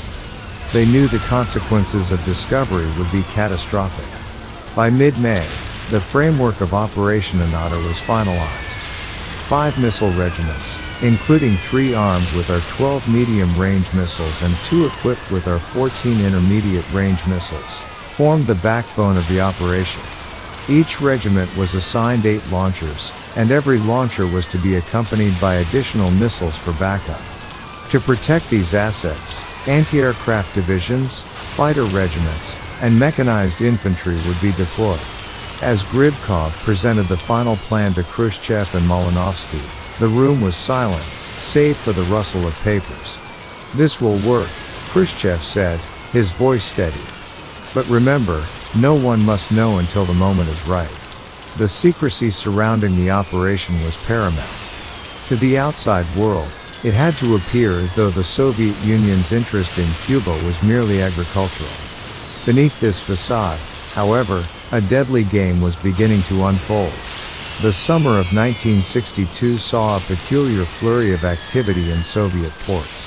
Freighters, normally laden with grain or machinery, were now loaded with unfamiliar cargo.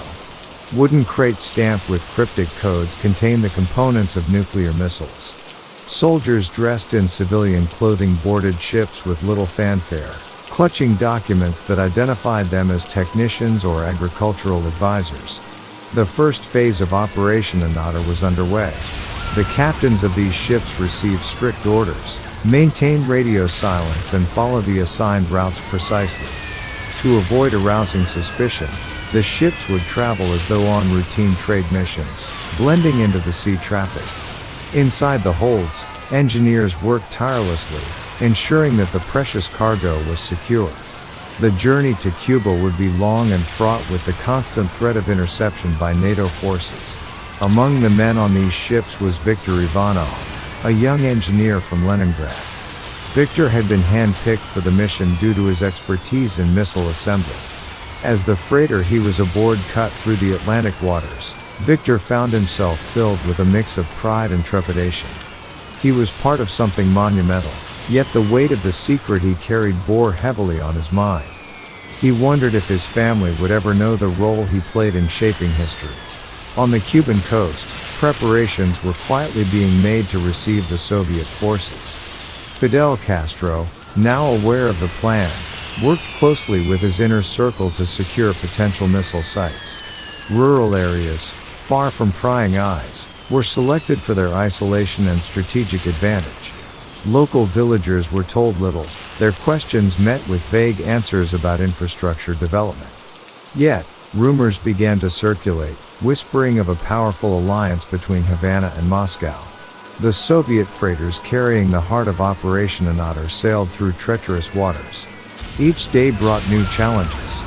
The captains, navigating routes designed to evade NATO reconnaissance, constantly scanned the horizon for signs of hostile ships or aircraft. Tensions ran high, and the smallest deviation from the plan could unravel the entire mission.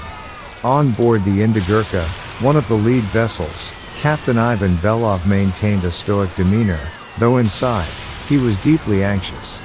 He knew the stakes. His cargo, a regiment of R-12 missiles, was critical to the operation's success. To protect the secret, his crew followed strict protocols. The missile components were stored in sealed crates, and soldiers posing as agricultural workers kept to the ship's lower decks, avoiding detection by passing vessels. As the freighters neared the mid-Atlantic, they encountered a storm. Towering waves battered the ships, and the crew struggled to keep their footing. On the Alexandros, Viktor Ivanov worked alongside his fellow engineers to secure the missile crates, their hands trembling as the ship pitched violently. "This storm is testing us," Viktor thought, clutching a wrench. "But we cannot fail." By dawn, the skies cleared, and the convoy pressed on, battered but intact. Meanwhile, in Washington, D.C., intelligence reports began to raise suspicions. The CIA had noted increased Soviet activity in the Atlantic, but the exact purpose remained unclear. Analysts combed through satellite images, searching for clues. President John F. Kennedy, already wary of Soviet intentions, demanded updates on Cuba. While the Soviet freighters sailed unnoticed, time was running out for their secrecy to hold. In Cuba, the preparations for receiving the Soviet forces intensified.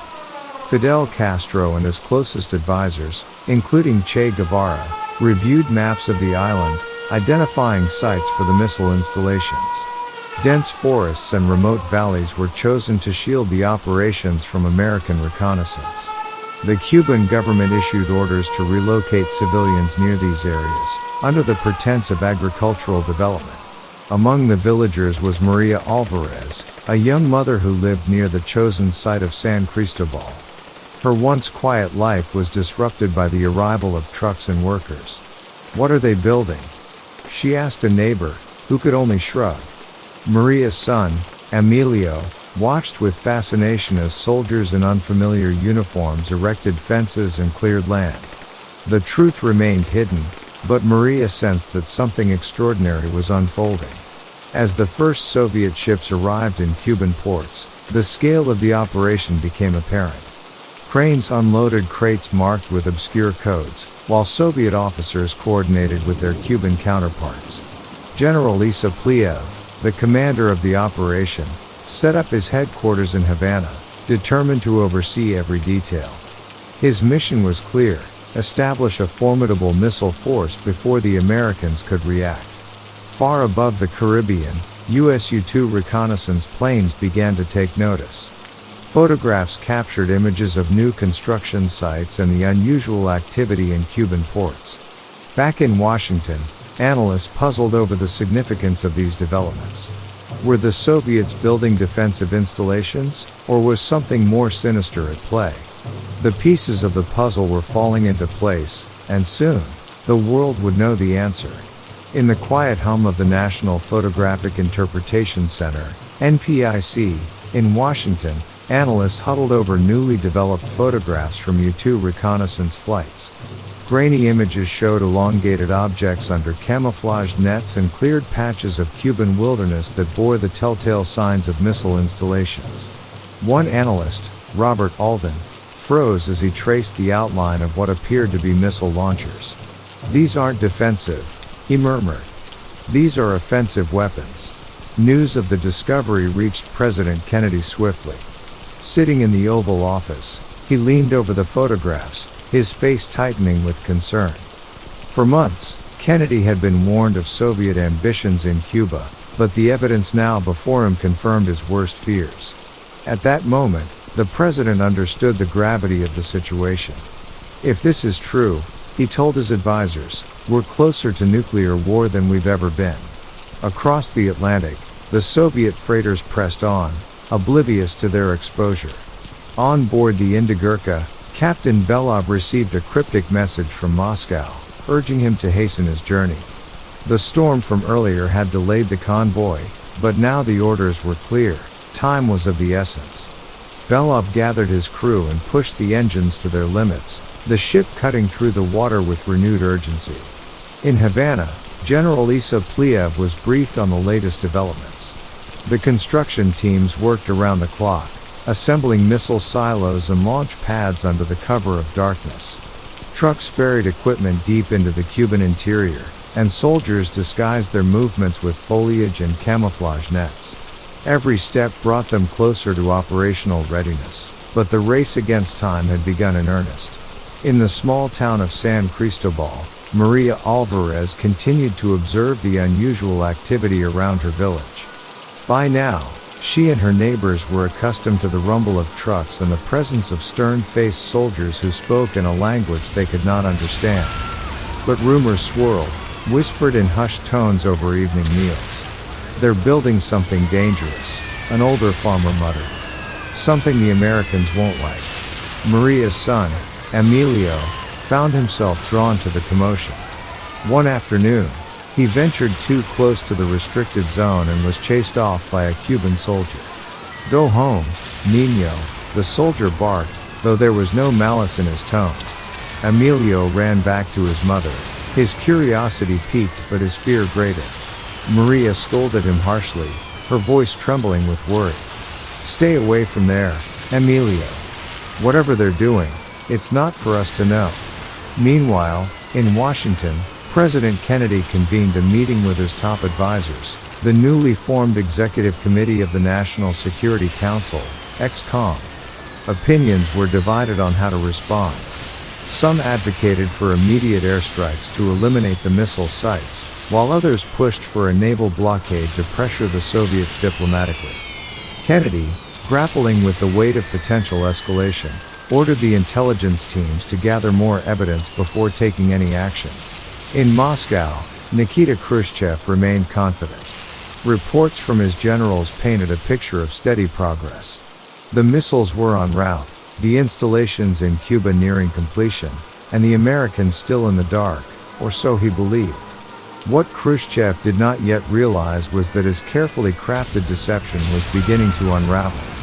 The first chess pieces had been moved, and the game was accelerating toward an unpredictable endgame. As Soviet ships continued their journey to Cuba, U.S. Navy vessels and reconnaissance planes grew increasingly active in the Atlantic. American intelligence, now armed with photographic evidence of missile sites under construction in Cuba, had turned its attention to the sea. If missiles were in Cuba, they had to have been transported there, and more were likely on their way. The U.S. Navy began shadowing any vessel suspected of carrying military cargo. On board the Soviet freighter Alexandrovsk, tension ran high. Captain Sergei Petrov spotted an American destroyer on the horizon, its sleek shape cutting through the water like a predator. Petrov ordered his crew to maintain course and avoid any suspicious maneuvers, but every eye on deck remained fixed on the distant vessel. Below deck, Viktor Ivanov worked tirelessly to double-check the security of the missile components. The slightest mistake could spell disaster if the Americans chose to intercept. In Washington, President Kennedy weighed his options.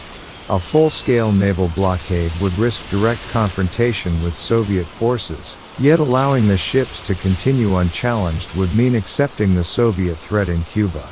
After days of deliberation, Kennedy approved a quarantine of Cuba, a term chosen carefully to avoid the connotations of an outright blockade.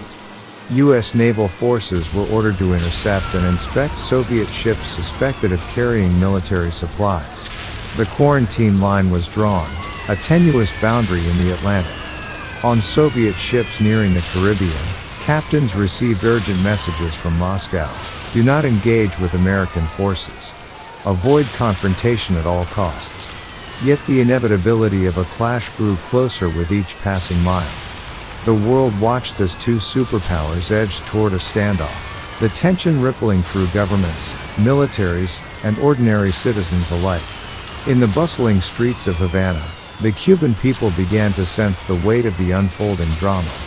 Soldiers patrolled with an intensity that betrayed their nerves, while the government issued vague statements about defending the revolution. Fidel Castro, though outwardly confident, privately worried about the repercussions of the Soviet plan. Would Khrushchev stand firm if the Americans retaliated, or would Cuba be left to face the storm alone? In San Cristobal, Maria Alvarez noticed an unusual increase in activity near the construction sites. Trucks came and went in the dead of night, their headlights cutting through the darkness. Soldiers were more on edge, their interactions brusque and hurried. Emilio, her son, overheard snippets of conversation among the workers, talk of powerful weapons that could keep the Americans at bay. Though he didn't fully understand, the fear in their voices unsettled him. Back in Washington, Kennedy prepared to address the nation. The American people were largely unaware of the escalating crisis, but that was about to change. On October 22, 1962, Kennedy delivered a televised speech revealing the presence of Soviet missiles in Cuba. His voice was calm but resolute as he announced the naval quarantine and warned the Soviet Union of grave consequences should the weapons be used. The speech sent shockwaves around the world. In Moscow, Khrushchev listened to a recording of Kennedy's address with a clenched jaw. He knew that the Americans were now fully aware of his plans, and the stakes had been raised. Yet Khrushchev believed he could still outmaneuver the United States. His advisors urged caution, but Khrushchev dismissed their concerns. The Americans are bluffing, he declared. They will not dare to risk nuclear war. As dawn broke on October 24, 1962, the U.S. naval quarantine of Cuba officially took effect. American warships formed a loose blockade, scanning the horizon for Soviet vessels. Orders were clear: any ship approaching the quarantine line would be hailed and forced to stop. If necessary, cargo would be inspected to ensure no military equipment was being delivered to Cuba. Aboard the Soviet freighter Kimovsk, Captain Yuri Antonov stood on the bridge, his eyes fixed on the horizon. The ship carried crates of machinery, officially marked as agricultural equipment. Hidden among them were critical missile components. As the Kimovsk drew closer to the quarantine line, Antonov received a terse message from Moscow. Proceed as planned. Do not stop unless physically compelled. On the U.S. destroyer USS Joseph P. Kennedy Jr., Captain William Outerbridge prepared his crew for their first encounter. Reports of Soviet ships approaching the quarantine line had created a palpable tension on board. Sailors stood ready at their posts, watching for any sign of the enemy. When a radar operator reported a blip closing in, Outerbridge issued orders to intercept. The world held its breath as the two sides neared confrontation. In Washington, President Kennedy monitored events closely. Every update from the Navy was scrutinized, every development weighed against the potential for escalation. Across the ocean, Khrushchev did the same, his confidence tempered by growing anxiety. Both leaders understood the stakes. One wrong move could unleash a chain reaction, plunging the world into nuclear war. The hours stretched endlessly as the ships inched closer to a moment of truth. At midday on October 24th, the Kimovsk encountered its first American warship. The USS Joseph P. Kennedy Jr. loomed on the horizon, its gray hull glinting in the sunlight. Over the radio, a stern voice crackled to life. This is the United States Navy. Identify yourself and state your purpose. Captain Antonov, calm despite the tension among his crew, responded with the pre-approved message. This is the Kimovsk. We are carrying agricultural supplies to Cuba. For several tense minutes, the American warship shadowed the Soviet freighter, maintaining a parallel course. On board the Kimovsk, sailors prepared for the worst. Engineers like Viktor Ivanov checked and rechecked the missile crates, ensuring that nothing could give away their contents. Above deck, Antonov kept his demeanor steady, knowing that any sign of weakness could provoke further action. On the USS Joseph P. Kennedy Jr., Captain Outerbridge conferred with his officers. The freighter's behavior was suspicious, but without clear evidence of military cargo, he hesitated to act. The quarantine's rules required discretion. An overt confrontation could escalate the crisis. After careful deliberation, Outerbridge decided to allow the Kimovsk to continue but ordered it to remain under surveillance. As the Kimovsk sailed past the quarantine line, its crew breathed a collective sigh of relief. Yet they knew the journey was far from over. The Americans were watching, and every mile brought new risks. For Captain Antonov, Victor, and their comrades, the mission had become a delicate dance of deception and determination. And far above, in the halls of power, the Cold War chess game intensified. The events of October 24th sent ripples through the corridors of power in Washington and Moscow.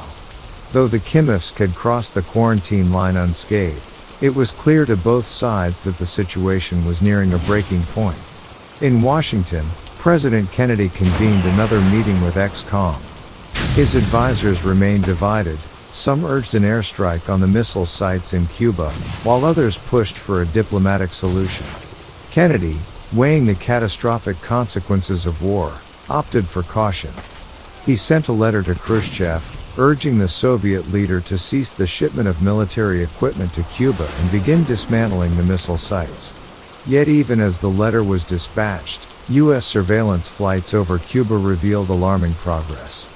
Missile sites were nearing operational readiness, their launch platforms now fully visible in reconnaissance photographs. In Havana, Fidel Castro was also feeling the weight of the crisis. Though the Cuban leader had welcomed the Soviet missiles as a deterrent against U.S. aggression, he now worried that his country would bear the brunt of the conflict. If they attack, Castro confided to Che Guevara, Cuba will be the battlefield. The revolutionary leaders braced themselves for the possibility of invasion, even as Soviet forces worked to complete the installations. Meanwhile, in the Caribbean, more Soviet freighters approached the quarantine line. On board the Poltava, another vessel carrying missile components, Captain Nikolai Semyonov faced a dilemma. American warships had been spotted ahead, their intentions clear. Semyonov's orders from Moscow were to proceed, but the risk of interception loomed large. With every passing hour, the pressure mounted, pushing the crisis closer to a breaking point. On October 25, the Poltava came within sight of the U.S. Navy's quarantine line. The sea was calm, but the atmosphere aboard the Soviet freighter was anything but. Sailors moved about nervously, checking cargo and securing the deck. Captain Semyonov stood on the bridge, binoculars in hand, scanning the horizon. The sight of a U.S. destroyer, a gray behemoth cutting through the waves, sent a chill through the crew. Over the radio, the Americans hailed the Poltava, "Unidentified vessel, you are approaching a restricted zone. Halt immediately for inspection."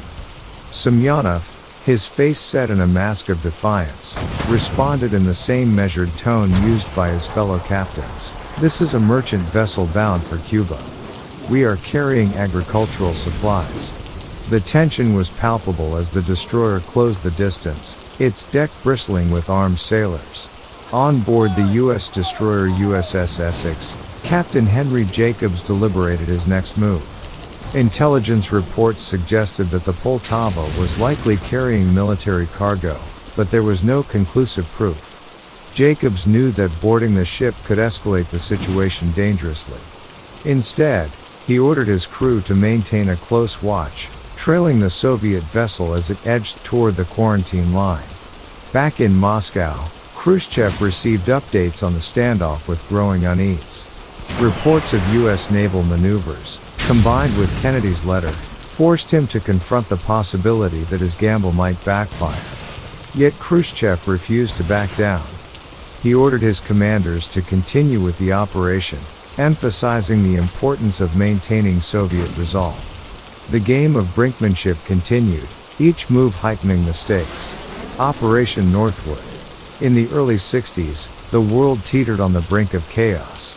The Cold War had gripped nations in an icy hold. The United States and the Soviet Union, two mighty powers, stared each other down, their fingers hovering over the buttons of annihilation. Every move was a test, every gesture a provocation. Amid this tense atmosphere, a small island, Cuba, became a storm's eye. Just 90 miles from the U.S. shore, the rise of Fidel Castro, an enigmatic revolutionary aligned with the Soviet bloc, sent shockwaves through Washington. The Bay of Pigs debacle had left scars on the Kennedy administration, and the appetite for retaliation against Castro's defiance simmered in the halls of power. But none could predict the audacious plan quietly unfurling within the Pentagon's deepest chambers, a plan known as Operation Northwoods. This is the story of that plan, a secret blueprint for manipulation, betrayal, and a desperate bid to control the narrative of history. The clock struck midnight in Washington, D.C., as General Lyman Lemnitzer sat in his office. A veteran of wars and the chairman of the Joint Chiefs of Staff, he had witnessed the transformation of warfare. But tonight, his thoughts were consumed not by battles fought with guns, but with ideas, dark, subversive ideas. The year was 1962, and the United States found itself humiliated. The failed Bay of Pigs invasion still loomed large, a bitter reminder of miscalculation. Across the waters, Fidel Castro consolidated his power, his alliance with the Soviet Union growing stronger. To many in the Pentagon, Cuba was not just an island, it was a dagger pointed at the heart of American democracy. Lemnitzer reviewed a draft proposal on his desk. It was stark in its audacity. The document, titled Justification for U.S. Military Intervention in Cuba, detailed a series of actions that, if executed, would make the American public cry out for war. Hijackings, bombings, even staged civilian casualties, all orchestrated under the guise of Cuban aggression. It was, in essence, an operation of shadows, a false flag. In another wing of the city, President John F. Kennedy reclined in his chair at the White House. The young leader carried the weight of the Cold War on his shoulders, his idealism tempered by the grim realities of geopolitics. Unbeknownst to him, Lemnitzer's proposal would soon cross his desk, a ticking time bomb of ethical and strategic complexity. Meanwhile, the Central Intelligence Agency played its own game. Reports of covert operations and propaganda against Cuba trickled in daily. Robert McNamara, Kennedy's Secretary of Defense, worked tirelessly to balance military might with diplomatic finesse. Yet even McNamara, with his analytical mind, could not foresee the storm brewing within the Pentagon's walls. As dawn broke over Washington, the wheels of Operation Northwoods began to turn. Lemnitzer, a man loyal to the defense of his nation, believed the ends justified the means. But in the delicate dance of deception, would the architects of this plan overstep, or would they change the course of history forever? The air in Washington remained thick with the stench of failure. The Bay of Pigs invasion in April 1961 had been a catastrophe. The CIA's clandestine plan to overthrow Fidel Castro had faltered before the world, leaving President Kennedy humiliated and the United States nursing a deep wound to its credibility. The repercussions echoed in the Pentagon's halls and whispered through the corridors of Langley, where the CIA scrambled to regain its footing. General Lyman Lemnitzer's resolve hardened in the aftermath of that fiasco. For the Joint Chiefs of Staff, the Bay of Pigs was a warning, a reminder that diplomacy and half measures were insufficient to curb Castro's growing threat.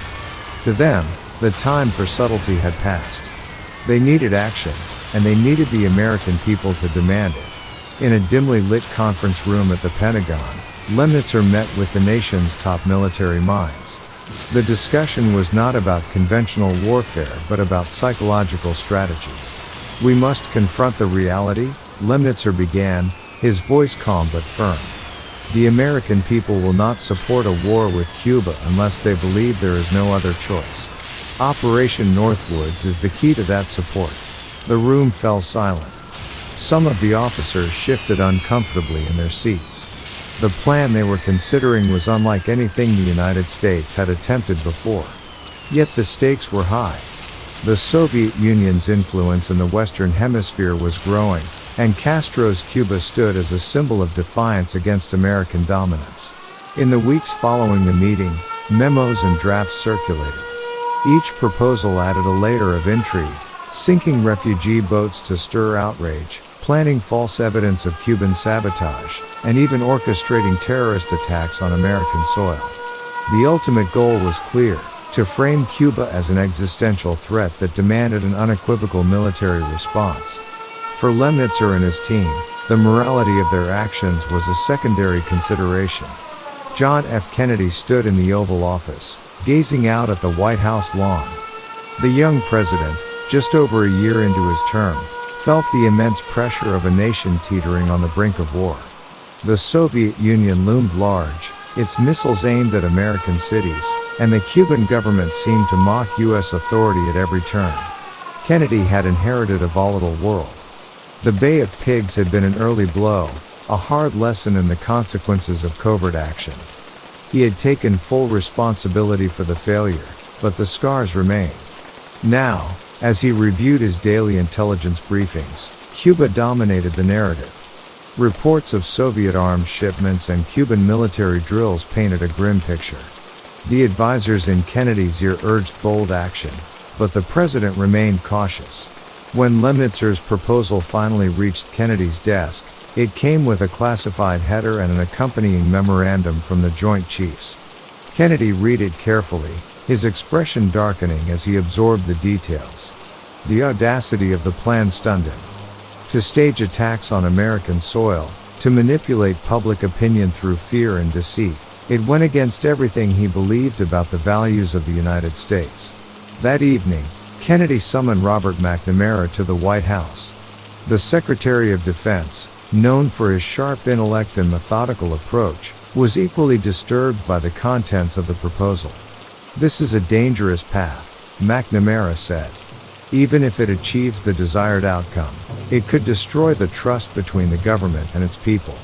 Kennedy nodded. He knew the stakes. Rejecting the plan could alienate the Pentagon's top brass, but accepting it could unravel the very fabric of American democracy. As he sat in the quiet of the Oval Office, the president weighed his options, the shadow of Operation Northwoods lingering in the room. In the sprawling Pentagon complex, the architects of Operation Northwoods worked tirelessly.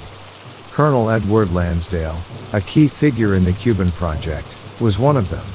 Known for his expertise in psychological operations, Lansdale believed in the power of propaganda to shape perception. He saw Northwoods as a natural extension of the broader effort to undermine Castro's regime. Lansdale's office was a hub of activity. Drafts of proposals, maps of Cuban targets, and reports from intelligence operatives cluttered his desk. He was meticulous, poring over every detail to ensure the plan's plausibility. "The devil is in the details," he often said, and for Lansdale, every element of Northwoods had to align with the narrative they sought to create. Meanwhile, Lemnitzer focused on securing support from the other Joint Chiefs. The proposal needed unanimous approval before it could advance to the Secretary of Defense. He emphasized the urgency of the Cuban threat and framed the plan as a necessary evil in the Cold War. "History will remember us for our results, not our methods," Lemnitzer told his colleagues. But not everyone was convinced. General David Shoup, the commandant of the Marine Corps, voiced his concerns during one meeting. "If this leaks," Shoup warned, "the damage to our reputation could be irreparable. The American people will never forgive us." Lemnitzer dismissed the objection, confident in the secrecy of their deliberations. The wheels of Operation Northwoods continued to turn, propelled by the determination of its architects. Yet beneath their resolve, cracks began to form, as doubts and ethical dilemmas seeped into their discussions.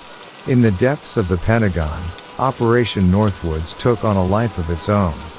Meetings turned into workshops, and workshops turned into tactical brainstorming sessions. The plan's architects knew that fear was their most potent weapon. If they could make the American public believe that their safety was under imminent threat, the call for war would follow naturally. One of the more audacious ideas involved staging attacks on U.S. soil. Lansdale outlined scenarios where bombs could be detonated in public places, leaving behind fabricated evidence pointing to Cuban operatives. "Imagine a bustling market," he explained to a room of grim-faced officers. A blast rips through the crowd. We find pamphlets promoting Castro's ideology scattered among the debris. The public would demand action. Equally chilling was the proposal to simulate the destruction of an American aircraft. The idea was straightforward. A civilian airliner, secretly modified to be remotely controlled, would be destroyed mid-flight. A fake passenger list, composed of CIA operatives using aliases, would bolster the illusion of civilian casualties. The blame would fall squarely on Cuba, and the shock would ripple through the nation. As the proposals grew darker, so did the unease among some involved. "We're walking a tightrope," whispered one junior officer to a colleague after a meeting. "This is a line we shouldn't cross." But such concerns were swept aside in the broader mission to secure America's dominance in the Cold War. At the center of this web of deception sat Lemnitzer, the puppet master orchestrating the threads of Operation Northwoods.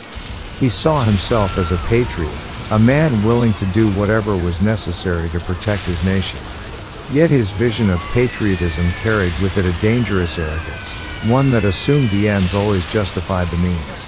Lemnitzer relied heavily on Lansdale, whose experience in psychological warfare during the Philippines Hukbalahuk rebellion made him invaluable. Lansdale's understanding of propaganda and public manipulation lent credibility to even the wildest schemes. Together, they crafted a narrative that, if successful, would convince the world that Cuba posed an existential threat to peace in the Western Hemisphere. In Langley, CIA analysts reviewed the Pentagon's drafts with a mix of skepticism and intrigue. While many supported covert action against Castro, Operation Northwoods struck some as reckless. One senior operative described it as a matchstick too close to an open flame. But the CIA's role was clear: to gather intelligence and provide logistical support if the plan were approved. As the Joint Chiefs finalized the proposals, a memo was prepared for the Secretary of Defense, Robert McNamara. Lemnitzer knew that McNamara's support was critical to advancing the plan. The memo framed Northwoods as a necessary prelude to a larger strategy against communism, carefully omitting the moral implications of its execution. The proposal landed on McNamara's desk like a thunderclap. Known for his analytical brilliance, McNamara approached every decision with a clear-eyed pragmatism. But as he read through the Northwoods document, his brow furrowed. The sheer audacity of the plan unsettled him, even as he recognized its strategic potential. McNamara called a meeting with Lemnitzer to discuss the proposal. The two men could not have been more different. Where Lemnitzer saw opportunity, McNamara saw danger. "This is a gamble," McNamara said bluntly. "If even one element of this leaks, the fallout could be catastrophic, not just for the administration but for the entire country." Lemnitzer defended the plan with unwavering conviction. "Mr. Secretary," he replied, "the stakes are too high to play it safe. Cuba's alignment with the Soviet Union threatens every principle we stand for. If we fail to act decisively, we risk losing the Western Hemisphere." The exchange grew tense. McNamara's instincts told him to tread carefully, but he also understood the pressure Kennedy was under to take action against Cuba. With the president's trust in his hands, McNamara faced a decision that could shape the future of American foreign policy. The Oval Office became a crucible of conflict as John F. Kennedy reviewed the Operation Northwoods proposal. The weight of the presidency was never heavier than in moments like these. As he read, he could feel the ghosts of past leaders watching, judging. His youthful optimism, which had carried him into office, now seemed like a fragile shell. He summoned McNamara and Hipter closest advisors for a candid discussion. The room was tense as McNamara presented the details of the plan. Some, like Lyndon B. Johnson, remained quiet, their expressions unreadable. Others, particularly Kennedy's younger advisors, appeared visibly uncomfortable. "It's madness," one aide finally said, breaking the silence. "Bombing our own cities? Sacrificing our integrity? How does this make us any better than the forces we're fighting against?" Kennedy leaned back in his chair, his fingers steepled in thought. "This is not who we are," he said finally. "If we resort to these tactics, we lose the moral high ground. And without that, what are we fighting for?" As the meeting ended, Kennedy's decision was clear. Operation Northwoods would not move forward under his administration. But the decision marked only the beginning of a larger battle. Rejecting the plan put him at odds with the Joint Chiefs, setting the stage for deeper tensions between the White House and the Pentagon. The rejection of Operation Northwoods reverberated through the Pentagon like a shockwave. President Kennedy's decision was final, delivered with a quiet but resolute authority that left no room for debate. Lemnitzer, who had staked his reputation on the proposal, felt the sting of defeat. He sat in his office that evening, staring at the memorandum that bore Kennedy's dismissal. "It's naive," Lemnitzer muttered to himself, his voice heavy with frustration. To him, Kennedy's idealism was a liability, a weakness that failed to recognize the brutal realities of global politics. But despite his frustration, Lemnitzer was a soldier first. Orders were orders, and Kennedy's word was law. Within the White House, the atmosphere was markedly different. Kennedy felt a cautious sense of relief, knowing he had sidestepped a perilous path. Yet he also understood the risks. By rejecting the plan, he risked alienating key figures in the Pentagon and intelligence community. Already, whispers of dissent began to surface among the Joint Chiefs. For Robert McNamara, the rejection was a victory for reason and ethics. "This will be a footnote in history," he assured Kennedy during a private conversation. "But it's a decision that upholds the values we represent." Kennedy nodded, though he couldn't shake the feeling that the battle for control over Cuba, and his administration, was far from over. As news of the rejection spread within military and intelligence circles, reactions varied. Some officers applauded Kennedy's moral stance, seeing it as a reaffirmation of American principles. Others, particularly those who had supported the plan, viewed it as a missed opportunity. The divide underscored a deeper rift between the White House and the Pentagon. General David Shoup, who had expressed reservations about the plan, felt vindicated. In private conversations with colleagues, he praised Kennedy's decision, calling it a stand against the erosion of our integrity. but not everyone was so supportive. Lemnitzer, still stung by the rejection, began to distance himself from the administration. Meanwhile, the CIA, which had played a peripheral role in Northwoods, took note of the tension. Director John McCone saw the rejection as an opportunity to recalibrate the agency's approach to Cuba. Covert operations would continue, but they would require a new strategy, one that did not rely on the Pentagon's heavy-handed tactics. Behind closed doors, the Joint Chiefs began to question Kennedy's resolve. Some saw his decision as evidence of inexperience, a reluctance to make hard choices in the face of danger. Others speculated about the long-term implications for U.S. foreign policy. Would the rejection of Northwoods embolden Castro, or would it serve as a moral high ground in the court of global opinion? For Lemnitzer, the rejection of Operation Northwoods was more than a professional setback. It was a personal affront. He believed deeply in the plan's strategic value, and Kennedy's dismissal felt like a rebuke of his judgment. In the days that followed, Lemnitzer convened private meetings with his closest allies within the Joint Chiefs. "We cannot afford to lose sight of our mission," he told them during one such meeting. "The threat from Cuba is real, and we must find a way to address it, with or without the President's approval." His words were careful, avoiding any outright insubordination.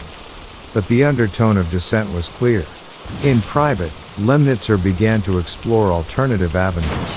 If the President would not authorize aggressive action, perhaps there were other ways to pressure the administration.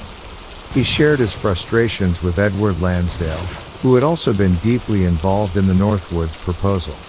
Lansdale, ever the strategist, suggested focusing on smaller, incremental actions, ways to chip away at Castro's regime without provoking Kennedy's ire. Despite his frustrations, Lemnitzer remained outwardly loyal.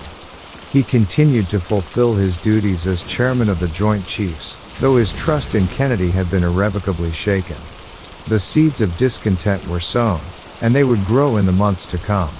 As the months passed, a shadow of mistrust began to settle over Washington.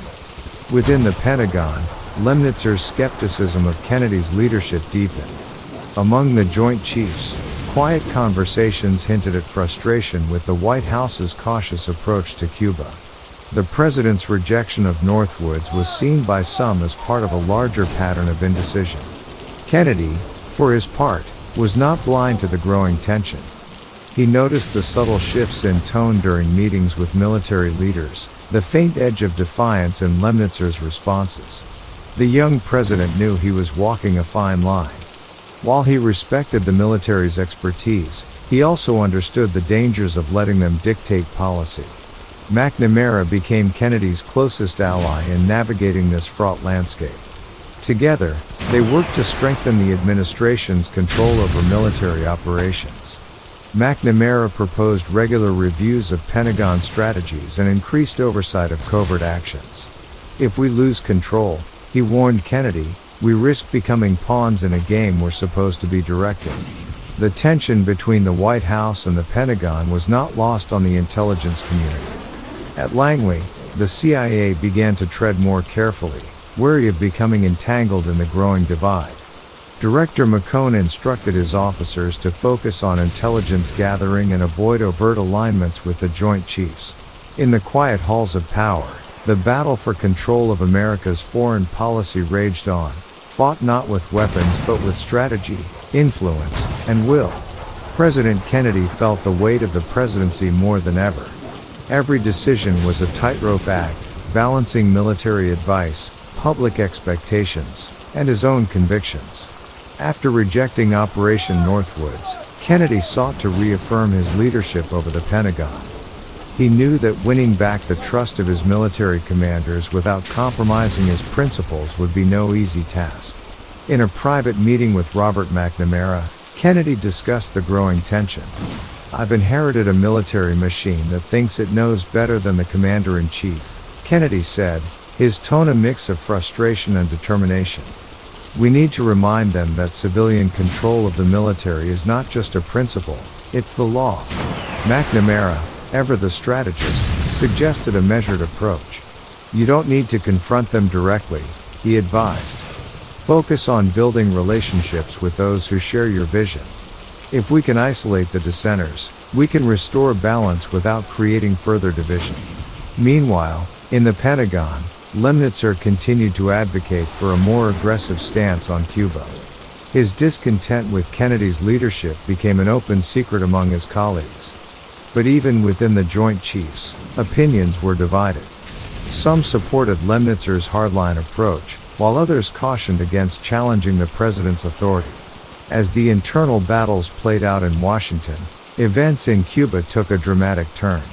Reports from the CIA indicated a significant increase in Soviet military activity on the island.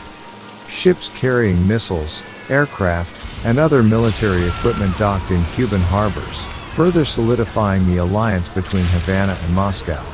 The discovery of these shipments sent shockwaves through the Kennedy administration. In a tense meeting at the White House, the president demanded answers. How did we let this happen? He asked, addressing his intelligence and military advisors. We've been watching Cuba like a hawk, and yet the Soviets are moving weapons right under our noses. The Joint Chiefs seized the opportunity to renew their calls for decisive action. Lemnitzer, in particular, pushed for military intervention. This is proof that Castro is not just a local threat, he argued. He's a pawn in the Soviet game, and we can't afford to wait any longer. Kennedy, however, remained cautious. He ordered the CIA to ramp up its surveillance of Cuba and tasked McNamara with developing a range of response options. We will not act in haste, Kennedy declared. But we will not be passive, either. In the shadows of Washington, Lemnitzer convened a private meeting with a select group of military officers. The purpose was clear: to discuss alternative strategies for addressing the Cuban threat in the absence of presidential approval. While Lemnitzer carefully avoided any suggestion of insubordination, the implications of the meeting were unmistakable. One of the officers present, a rising star in the Pentagon, voiced his concerns. If we go too far, we risk undermining the chain of command, he said. The American people will not support us if they think we're operating without the president's consent. Lemnitzer dismissed the concern with a wave of his hand. We're not talking about rebellion, he replied. We're talking about contingency planning. If the president won't act, we need to be ready to protect this country on our own terms. The meeting ended with no formal resolutions, but the seeds of dissent had been sown. Those in attendance left with a sense of unease, torn between their loyalty to the president and their belief in the urgency of the Cuban threat. As tensions escalated, the world inched closer to the brink of conflict. The Soviet Union, emboldened by its partnership with Cuba, became increasingly provocative. Meanwhile, American policymakers grappled with the challenge of responding without triggering a full-scale war. Kennedy found himself at the center of a geopolitical storm. He spent long nights in the Oval Office, poring over intelligence reports and consulting with his closest advisors. The president knew that every move he made would be scrutinized, not only by the American public but also by adversaries and allies around the world. In a speech to the nation, Kennedy sought to reassure the American people while sending a clear message to the Soviet Union. The United States remains committed to the defense of freedom and democracy, he declared. We will not waver in our resolve, nor will we be provoked into rash action. Behind the scenes, Kennedy worked tirelessly to strengthen alliances and build a coalition of support for his approach. He reached out to world leaders, emphasizing the need for unity in the face of Soviet aggression. Slowly but surely, he began to reshape the narrative, positioning the United States as a beacon of restraint and principle. The skies over Cuba buzzed with activity as U-2 reconnaissance planes swept across the island, their high-resolution cameras capturing every detail of the terrain below. In darkened rooms at Langley and the Pentagon, intelligence analysts pored over the photographs, searching for signs of Soviet activity. What they found sent ripples of alarm through Washington, a series of missile installations under construction, unmistakably designed to house medium-range ballistic missiles. The discovery was chilling. These missiles could strike American cities within minutes, drastically altering the balance of power in the Cold War. The photographs were rushed to President Kennedy, who convened an emergency meeting with his National Security Council. The room was silent as the images were displayed, the stark reality sinking in. "These are offensive missiles," declared McNamara, his voice steady but grim. "There's no other explanation. The Soviets are escalating this conflict, and we must respond." Kennedy leaned forward, his jaw tight. "We need to act, but we can't risk a nuclear war. Options, what do we have?" The Joint Chiefs pushed for immediate military action, including airstrikes to destroy the missile sites. Lemnitzer, ever the hawk, argued passionately for decisive force. But Kennedy, mindful of the stakes, held firm. "We need more information," he insisted. "Before we make any move, we must understand the full scope of their deployment." The following weeks became a blur of tension and urgency. The discovery of the missiles marked the beginning of the Cuban Missile Crisis, a confrontation that would bring the world closer to nuclear annihilation than ever before. As Kennedy weighed his options, the Pentagon worked furiously to prepare for all eventualities. Lemnitzer, though frustrated by the president's caution, directed the Joint Chiefs to develop a comprehensive plan for military intervention. The proposed operation, codenamed O-Plan 316, called for a full-scale invasion of Cuba, involving airstrikes, naval blockades, and ground forces. "If diplomacy fails," Lemnitzer declared, "we must be ready to act swiftly and decisively." Meanwhile, Kennedy explored diplomatic channels, seeking a resolution that would defuse the crisis without bloodshed. He reached out to Soviet Premier Nikita Khrushchev, exchanging letters that oscillated between threats and appeals for peace. Behind the scenes, back-channel negotiations unfolded, with both sides searching for a way to save face while avoiding catastrophe. The tension was palpable across the nation. Schools conducted duck and cover drills, families built fallout shelters, and news broadcasts tracked the crisis with breathless urgency. For Kennedy, the weight of the world rested on his shoulders. Every decision he made carried the potential to shape the future of humanity, or end it. As the standoff intensified, Kennedy decided to impose a naval quarantine around Cuba, preventing further Soviet shipments of military equipment. The move was bold but calculated, a demonstration of American resolve without crossing the line into outright aggression. The announcement of the quarantine sent shockwaves through Moscow. Khrushchev, though determined to support his Cuban allies, faced pressure from within the Soviet leadership to avoid a direct confrontation with the United States. The crisis became a game of brinkmanship, with each side testing the other's resolve. Lemnitzer viewed the quarantine as a half measure, a temporary solution that failed to address the root of the problem. In meetings with the Joint Chiefs, he continued to advocate for a military strike, warning that the Soviets might interpret Kennedy's caution as weakness. But the president remained steadfast, relying on McNamara and his closest advisors to navigate the crisis. At the United Nations, U.S. Ambassador Adlai Stevenson confronted the Soviet delegation with photographic evidence of the missile sites. The dramatic exchange, broadcast around the world, bolstered Kennedy's position and galvanized international support for the quarantine. For a moment, it seemed the tide was turning. The crisis reached its peak in late October, as Soviet ships approached the quarantine line. The world held its breath, waiting to see whether Khrushchev would defy the blockade. In a tense standoff at sea, U.S. Navy vessels intercepted the Soviet ships, demanding they turn back. After hours of uncertainty, the Soviet ships complied, avoiding a direct confrontation. The relief was short-lived, however, as reports emerged that some missile sites in Cuba were nearing operational readiness. The Pentagon prepared for the worst, while Kennedy redoubled his efforts to find a peaceful resolution. In a breakthrough moment, Khrushchev sent a message to Kennedy offering to dismantle the missile sites in exchange for a U.S. pledge not to invade Cuba. The proposal was followed by a second message, more demanding in tone, which called for the removal of American missiles in Turkey. Kennedy and his advisors debated the response, ultimately choosing to publicly accept the first proposal while quietly addressing the second through back-channel negotiations. The deal was struck, and the missile crisis came to an end. The resolution was hailed as a triumph of diplomacy, but it left lingering questions. For Lemnitzer and others in the military, the crisis underscored the limitations of Kennedy's approach. For the president, it reaffirmed the importance of restraint and dialogue in navigating the complexities of the Cold War. The Cuban Missile Crisis had ended, but the atmosphere in Washington remained tense.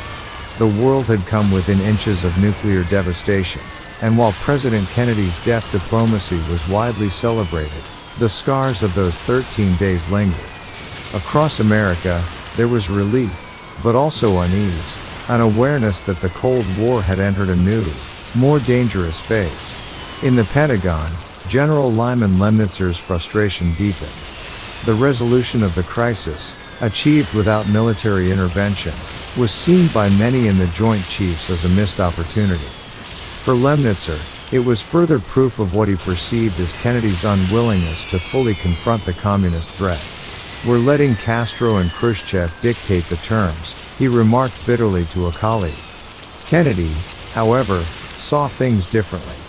In private conversations with Robert McNamara, the president expressed his belief that the peaceful resolution of the crisis had strengthened America's global standing.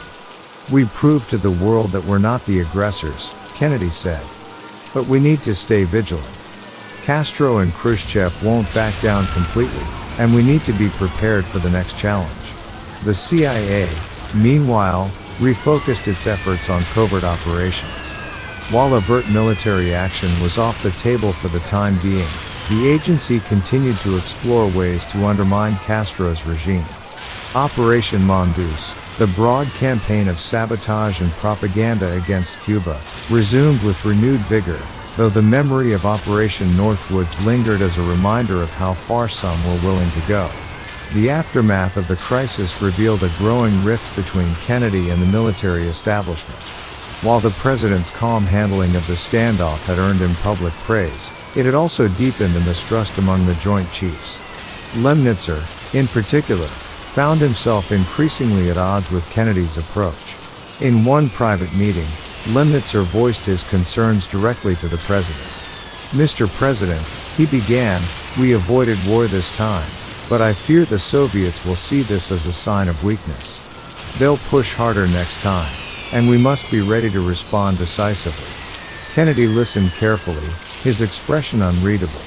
When Lemnitzer finished, the president replied firmly, "General, I value your counsel, but I will not risk the lives of millions on reckless actions. We must be smart, not just strong. If we're drawn into every confrontation, we'll lose sight of the bigger picture." The exchange marked a turning point.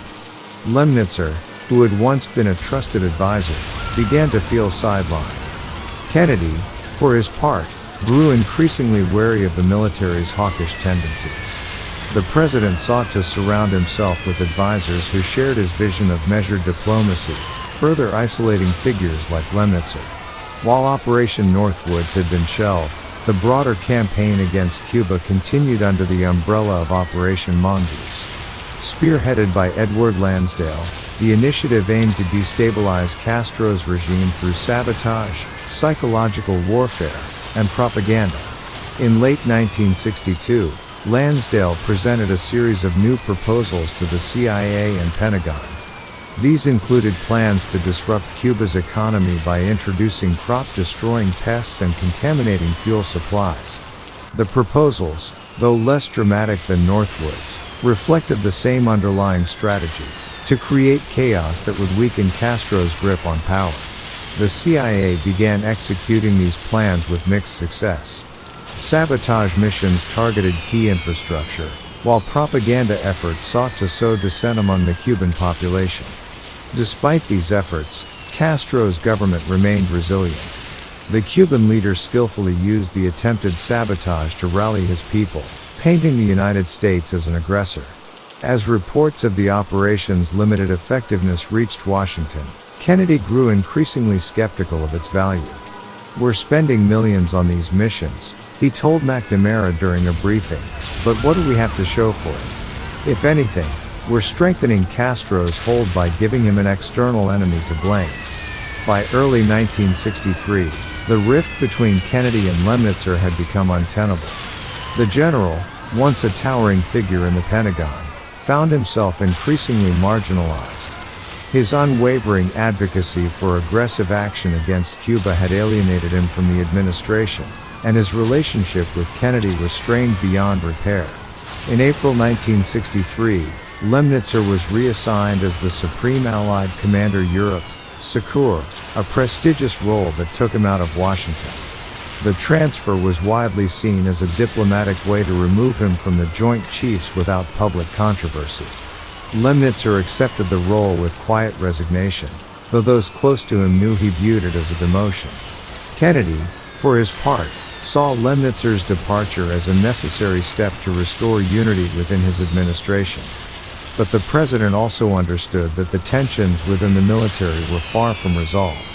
"We need to rebuild trust," Kennedy told McNamara. "The military must understand that I'm not their adversary, but I won't be their puppet, either." Lemnitzer's reassignment marked the end of an era, but it also signaled the beginning of a new chapter in the administration's relationship with the military. The struggle for control over America's Cold War strategy would continue, shaped by the lessons of Operation Northwoods and the Cuban Missile Crisis. Though Operation Northwoods had been rejected, its shadow lingered. Within the Pentagon and CIA, the plan became a cautionary tale, a reminder of the lengths to which some were willing to go in the name of national security. Among Kennedy's inner circle, it served as a stark example of the moral and ethical challenges of Cold War strategy. For McNamara, the memory of Northwoods reinforced his commitment to transparency and accountability. He pushed for greater oversight of military and intelligence operations, recognizing the need to balance security with the values America sought to uphold. Kennedy, too, reflected on the lessons of Northwoods as he prepared for the challenges ahead. He understood that the Cold War required both strength and restraint, and he vowed to lead with a steady hand. But as he looked toward the future, he knew that the battle for America's soul was far from over. Operation Golden Pheasant. In the spring of 1988, Central America stood on the brink of chaos. The verdant hills and sweltering jungles of Honduras bore witness to the tensions of the Cold War spilling into their borders. The United States, an ever-watchful sentinel, was drawn into the fray as Nicaragua's Sandinista government pushed its forces into Honduran territory. Amid whispered fears of war, the stage was set for a military operation designed to send a message, not only to the Sandinistas but to the world. The skies over Central America seemed darker, laden with storms that mirrored the political unrest below. Soldiers prepared for deployment, unaware of the tangled histories and clashing ideologies they were about to confront. This is the story of Operation Golden Pheasant, a tale not of a single hero but of nations and individuals whose paths converged in a moment of history. The morning began like any other in the dusty border town of Acatepec, Honduras. Farmers tended to their fields, their faces bronzed by the relentless sun. Yet, something was amiss. Word spread that Nicaraguan troops had crossed the border. For years, skirmishes and threats had lingered in the air, but this time was different. The Sandinista soldiers were no longer shadows in the forest. They were here, bold and unyielding. In Washington, D.C., the intelligence reports landed on the desks of the Pentagon with an urgency that could not be ignored. President Ronald Reagan's administration had long kept its eye on Central America, viewing the Sandinistas as a Soviet-backed threat. For the military leaders convening in urgent meetings, the stakes were clear. The intrusion into Honduras had to be met with strength. Thousands of miles away at Fort Bragg, North Carolina, the 82nd Airborne Division prepared for what seemed like another training exercise. Soldiers polished their boots and secured their equipment, unaware that within hours, they would be en route to a real operation. Among them was Sergeant Jonathan Myers, a veteran of countless drills but new to the idea of live deployment. For him, this was a chance to prove himself, though the thought of combat weighed heavily on his mind. In Tegucigalpa, the Honduran capital, President José Azcona del Hoyo received assurances of support from his American allies. Yet, he could not shake the feeling of vulnerability. His country was a chessboard, and the game was being played by superpowers far removed from the lush landscapes of Honduras. As orders were dispatched to mobilize the Honduran army, ordinary citizens prepared for an uncertain tomorrow. At the Soto Cano Air Base, nestled in the heart of Honduras, the atmosphere was electric. Soldiers of the Honduran army moved swiftly, assembling in tight formations. Trucks loaded with supplies rattled down dirt roads, their drivers shouting orders above the din. For the Honduran officers, the sight of the Sandinista troops on their soil was more than an affront, it was a violation of their nation's sovereignty. Among the bustling activity was Lieutenant Carlos Ramirez, a young officer with a keen sense of duty. Raised in the nearby town of Comayagua, Ramirez had joined the military not only to serve his country but to protect its fragile democracy. As he reviewed maps of the region with his commanders, he couldn't ignore the weight of expectation on his shoulders. The Sandinistas were formidable, but this was his land, and he intended to defend it.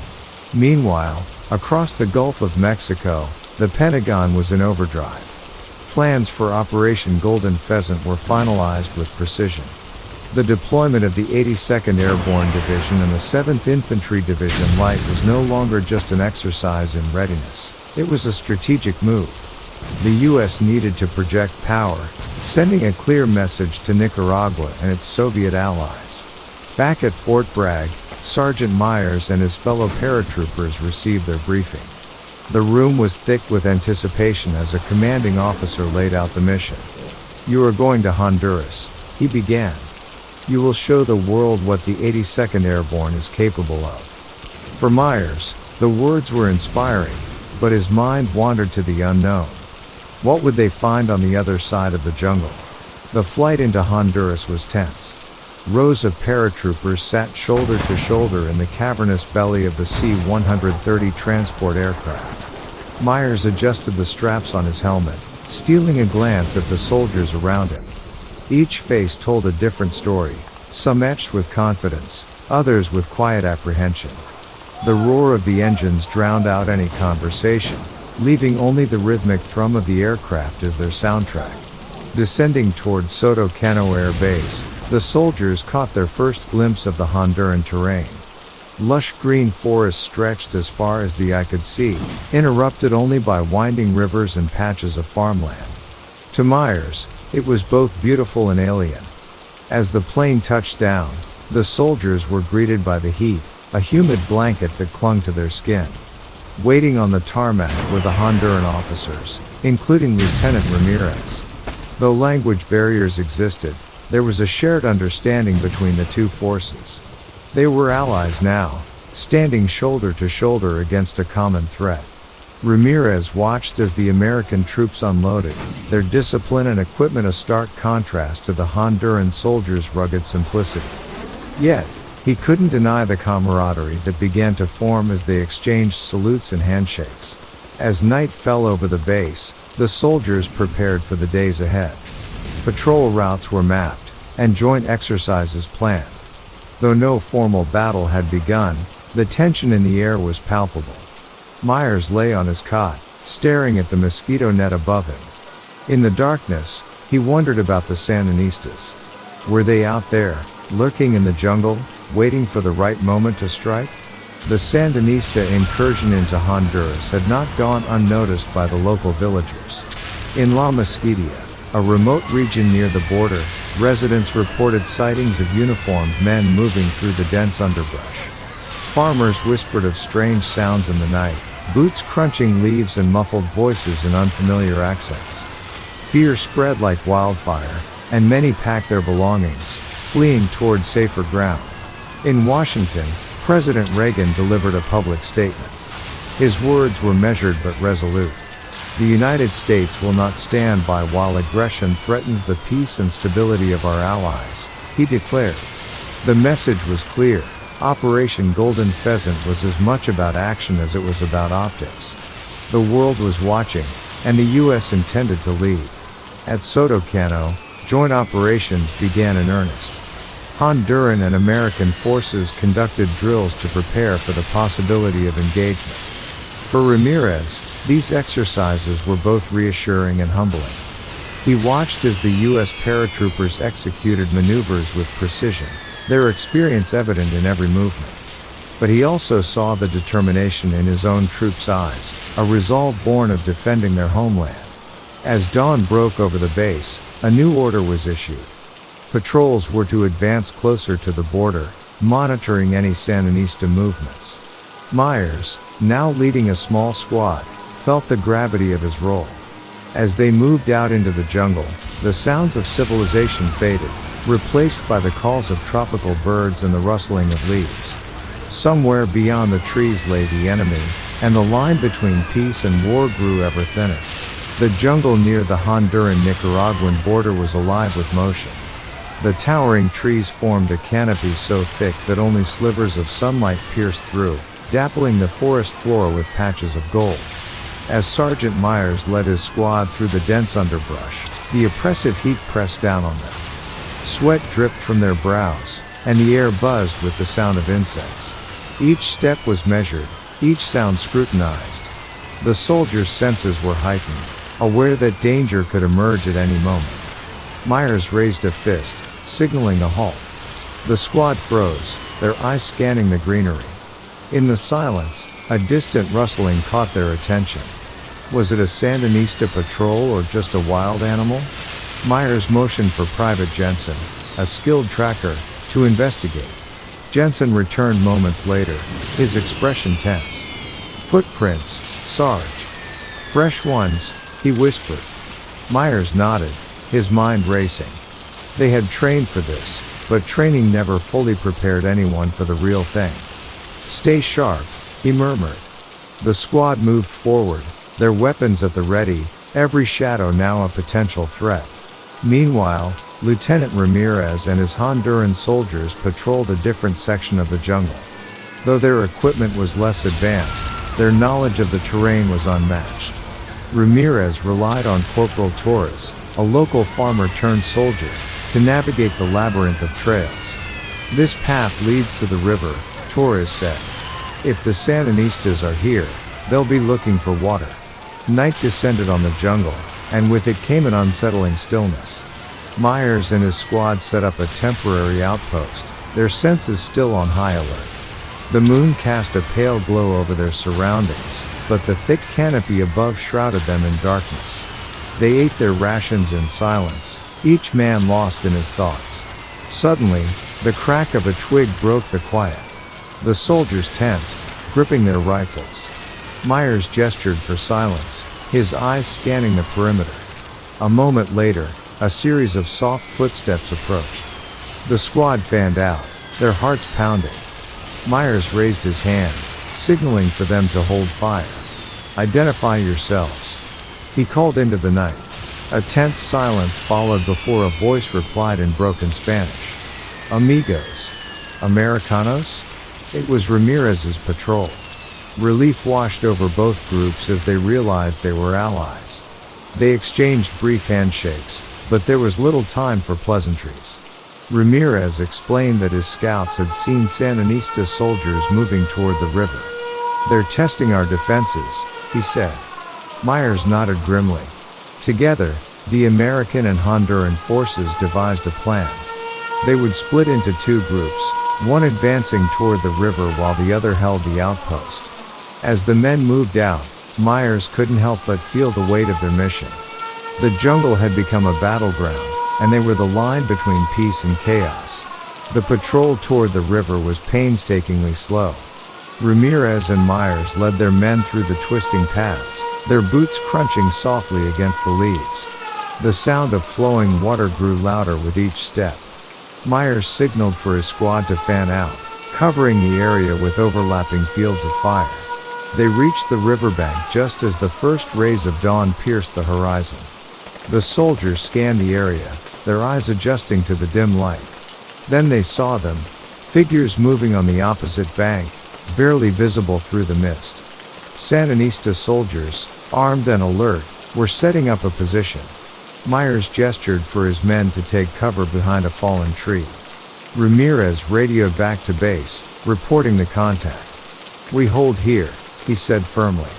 Myers agreed. They had no intention of starting a firefight unless provoked. Instead, they observed, noting the Sandinistas' numbers and movements. The tension was palpable. One false move could ignite a battle. A sharp call from the Sandinista side drew everyone's attention. A soldier pointed across the river, shouting something inaudible. Ramirez held his breath, his hand gripping his rifle. But instead of advancing, the Sandinistas retreated into the jungle, leaving behind only their footprints in the mud. Back at Soto Cano Air Base, news of the riverbank encounter reached the command center. The officers reviewed satellite images and reports, piecing together the Sandinistas' strategy. It was clear that their movements were calculated, designed to probe the Honduran defenses and test the resolve of the U.S. troops. Colonel Anderson, the U.S. commanding officer, addressed his staff. "They're playing a dangerous game," he said. "But so are we. Our goal is to deter, not escalate. We need to show strength without firing the first shot." The balancing act was delicate, and every decision carried weighty consequences. For Myers and Ramirez, the encounter had left them both relieved and on edge. The Sandinistas had withdrawn, but why? Were they regrouping for an attack, or were they testing the waters? As they returned to base, their shared determination grew. They knew the days ahead would be critical in shaping the outcome of this operation. The soldiers rested briefly, but their reprieve was short-lived. New orders came swiftly, more patrols, deeper into the jungle. The line was drawn, but the Sandinistas remained a shadowy threat. Myers looked at his squad, seeing both exhaustion and resolve in their faces. "Let's move," he said. The jungle awaited, its secrets yet to be uncovered. The jungle's silence carried its own weight. For Myers and his squad, every step forward felt like walking into an ambush. The canopy above blocked the sun, creating an eerie twilight that made it hard to judge the time of day. The soldiers' boots sank slightly into the damp soil, leaving faint impressions behind, a trail they were acutely aware could lead others to them. Lieutenant Ramirez and his Honduran troops moved parallel to the Americans, communicating through intermittent radio calls. The partnership between the two forces had strengthened since the encounter at the riverbank. Ramirez's men provided invaluable knowledge of the terrain, while the Americans brought firepower and discipline. Together, they were a formidable presence. Suddenly, a sound broke through the stillness. It was faint at first, perhaps a branch snapping or a distant shout. Myers held up his hand, signaling the squad to halt. The soldiers froze, their eyes darting through the underbrush. Ramirez's voice crackled over the radio. "I hear it too," he said. "Hold position. We'll converge on your location." As they waited, the tension became almost unbearable. Myers gripped his rifle tighter, scanning the dense foliage for movement. When Ramirez's unit emerged from the greenery, the relief was palpable. "We're close," Ramirez whispered. "They're out there. I can feel it." The combined patrol advanced cautiously, their senses heightened by the looming threat. They came upon a clearing, its center dominated by a makeshift Sandinista encampment. Empty tents and scattered supplies suggested the enemy had left in haste. Ramirez examined the scene, his brow furrowed. "They were here recently," he said. "But why did they leave?" Myers signaled for his squad to secure the perimeter while Ramirez and his men searched the camp. Among the items left behind were maps marked with routes and positions. One of the maps caught Myers' attention. It showed a path leading deeper into Honduras, dangerously close to civilian villages. As the realization sank in, a shot rang out from the jungle's edge. The soldiers instinctively dropped to the ground, their rifles trained on the source of the noise. More shots followed, and the air filled with the sharp crack of gunfire. Ramirez shouted orders to his men, while Myers rallied his squad to form a defensive line. The firefight was brief but intense. The Sandinistas, likely a rear guard left to delay pursuit, retreated into the jungle after sustaining casualties. Myers exhaled deeply, his ears ringing from the noise. Ramirez approached, his expression grim. "They're trying to buy time," he said. "Whatever they're planning, we need to stop it before it reaches the villages." The patrol returned to base to deliver the intelligence they had gathered. Colonel Anderson pored over the recovered maps, his face betraying a mix of concern and determination. "This confirms our worst fears," he said. "They're moving toward the villages. If they gain control of those areas, they'll have a foothold we can't ignore." The decision was swift. U.S. and Honduran forces would mobilize immediately to intercept the Sandinistas before they reached the villages.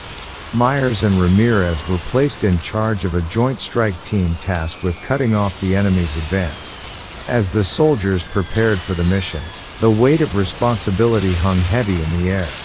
The convoy moved out at first light, a mix of trucks and armored vehicles rumbling down the narrow dirt roads.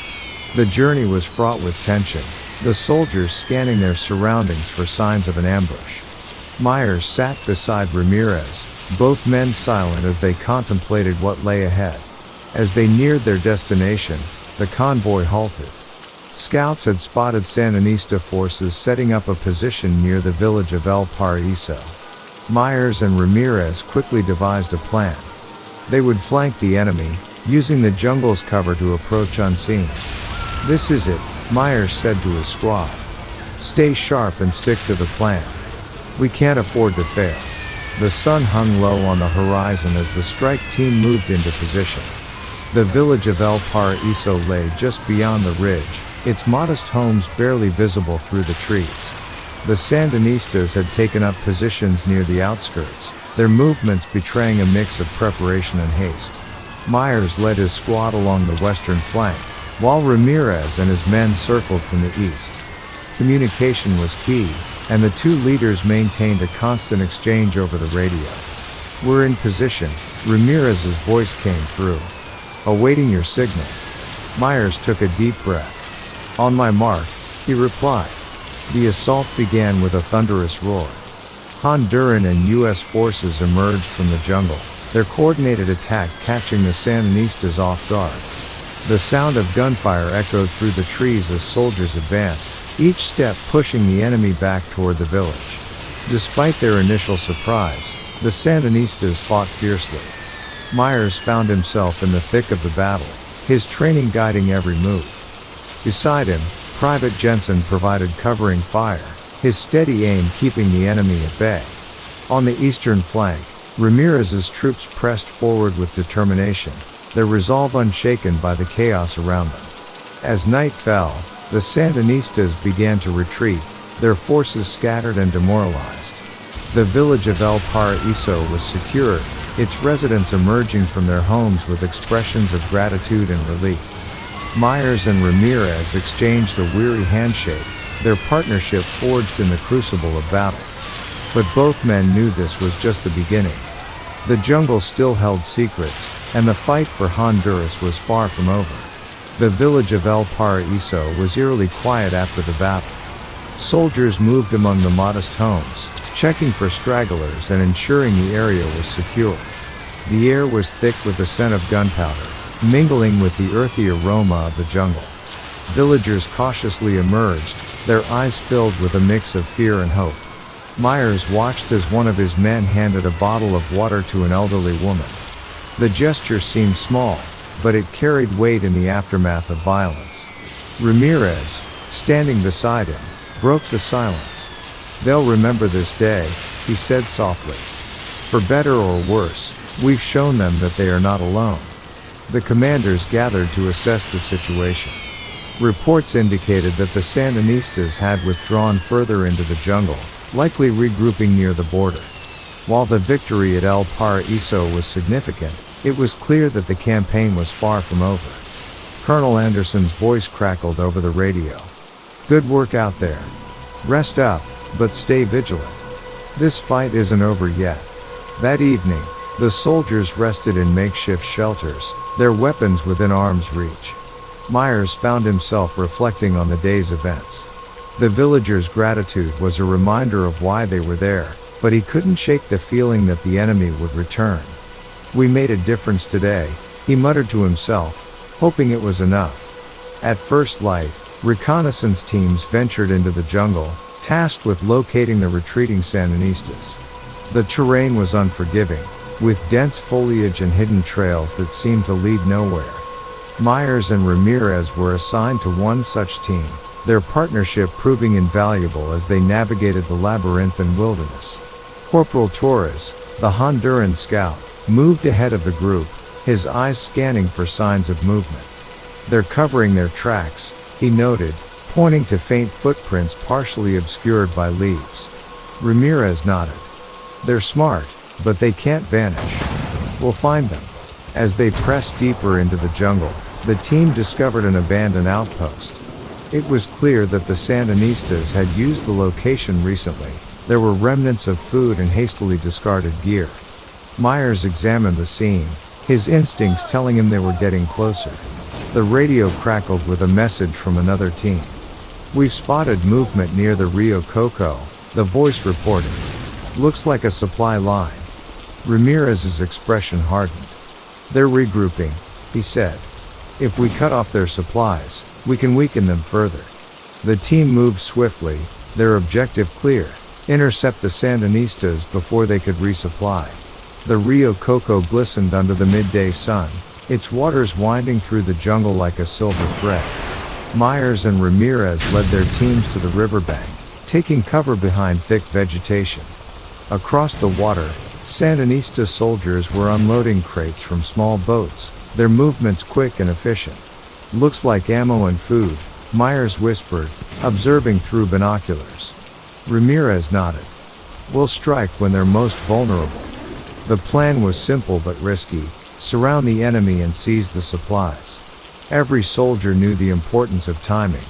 One misstep could lead to disaster. The signal was given, and the soldiers moved into position. A single sharp whistle marked the start of the ambush.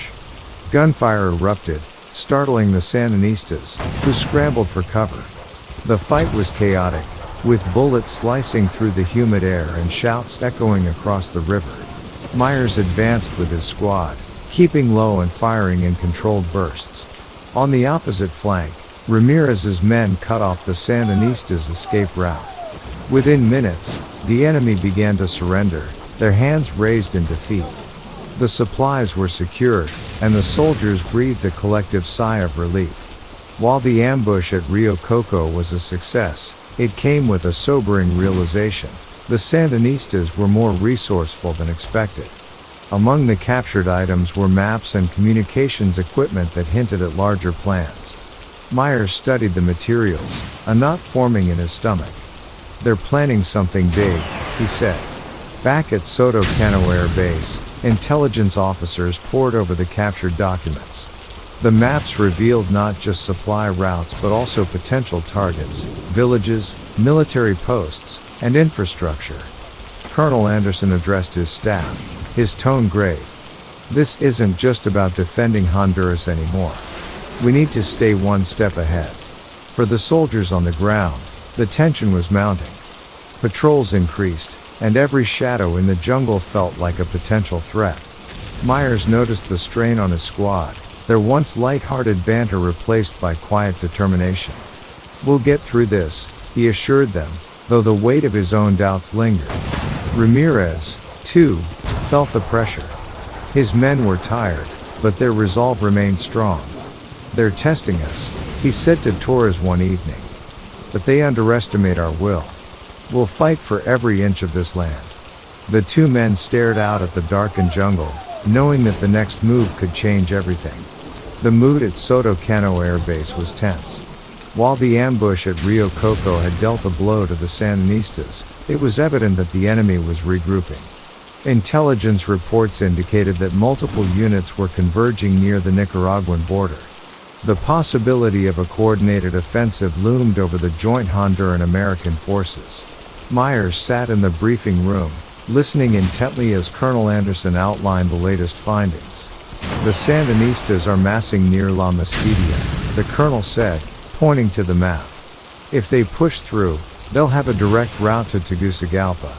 We can't let that happen. The plan was clear: fortify the border and intercept the enemy before they could advance further. Ramirez joined Myers after the meeting, his expression serious. La Mesquita is remote, he said.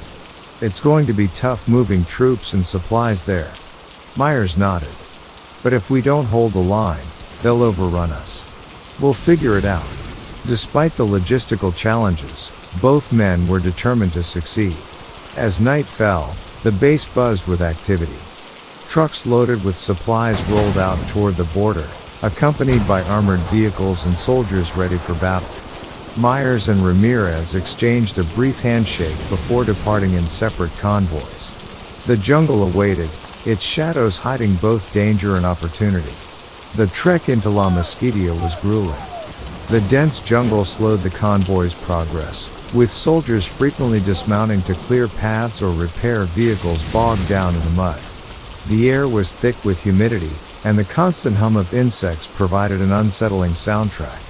Myers kept his squad focused, encouraging them with words of determination. Every step we take is one step closer to holding the line, he reminded them. Ramirez's convoy faced similar challenges, but his men drew strength from their familiarity with the terrain.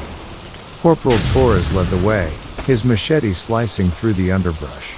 As the troops approached their designated positions near the border, scouts reported sightings of Sandinista patrols. Ramirez called for a halt, scanning the dense foliage for movement. "They're watching us," he said quietly. Myers, hearing the report over the radio, responded with a simple directive: stay alert.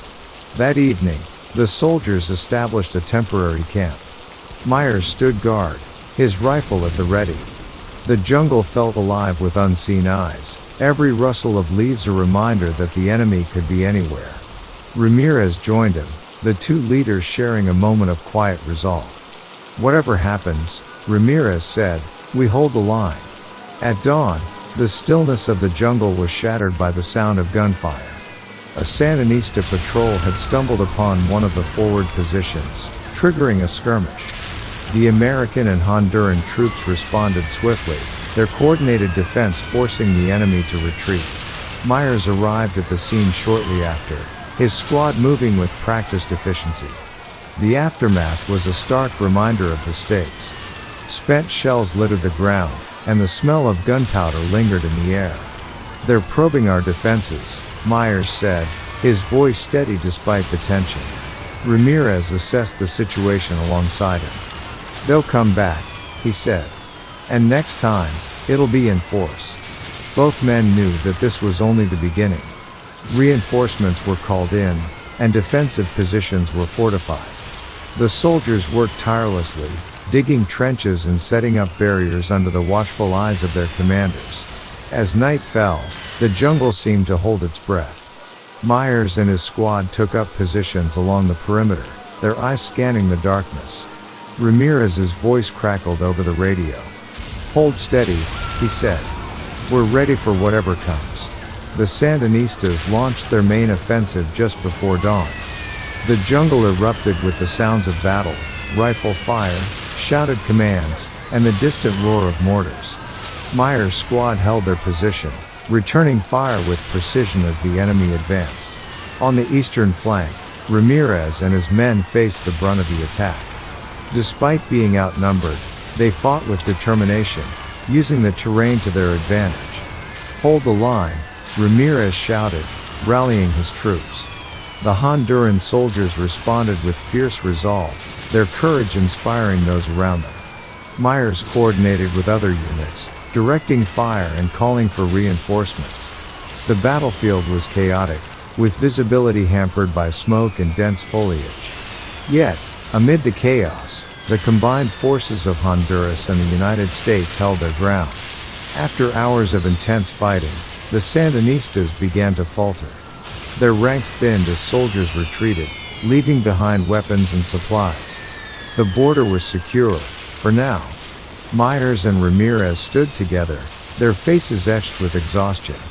"We did it," Ramirez said, his voice heavy with relief. Myers nodded, but his thoughts were already on what lay ahead. The fight for Honduras was far from over. The battlefield at La Mesquita was eerily silent as dawn broke fully. The American and Honduran forces moved cautiously through the jungle, securing the area and collecting what the Sandinistas had left behind. Abandoned rifles and crates of ammunition bore testament to the intensity of the fight. Myers and Ramirez convened at a clearing where their respective units had regrouped. The soldiers, though weary, exchanged quiet words of camaraderie. "They'll be back," Ramirez said grimly, scanning the horizon.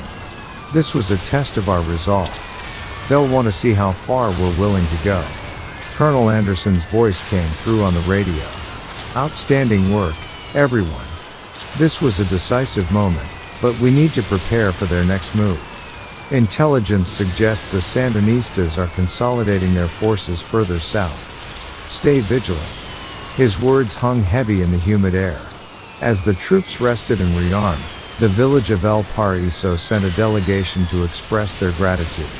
Elders and children brought food and water, their faces lined with relief and gratitude.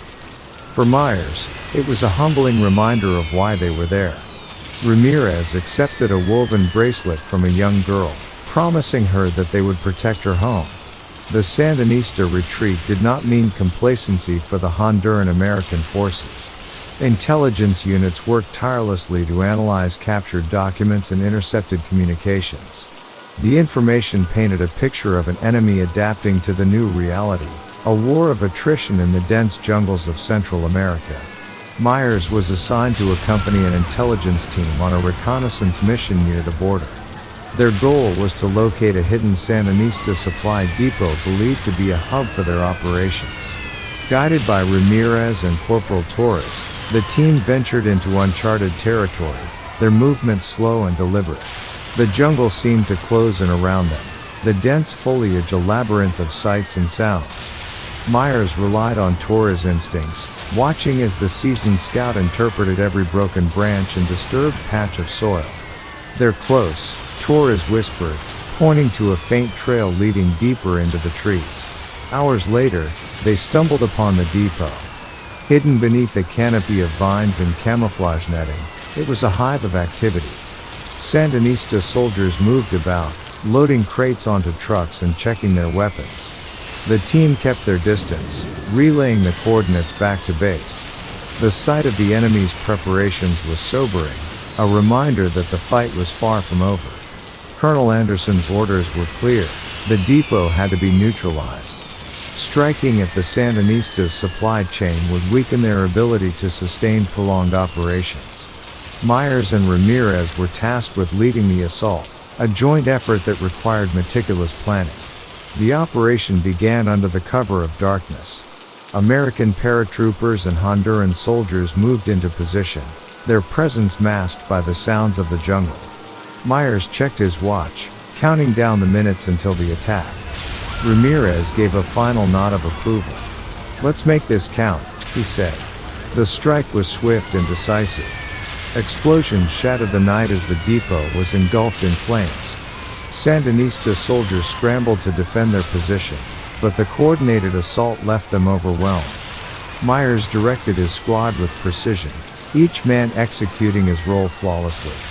By dawn, the depot was in ruins, its supplies reduced to smoldering ashes. The Sandinistas who survived the attack fled deeper into the jungle, leaving their stronghold behind. Ramirez stood amidst the wreckage, his expression a mix of triumph and exhaustion. "One less problem," he said. Myers nodded, but he knew the victory was temporary. The jungle had more battles to offer. As the soldiers returned to base, a sense of unease began to settle. The operation at the depot had been a success, but it came at a cost. Several men had been injured during the assault, their absence felt keenly among the ranks.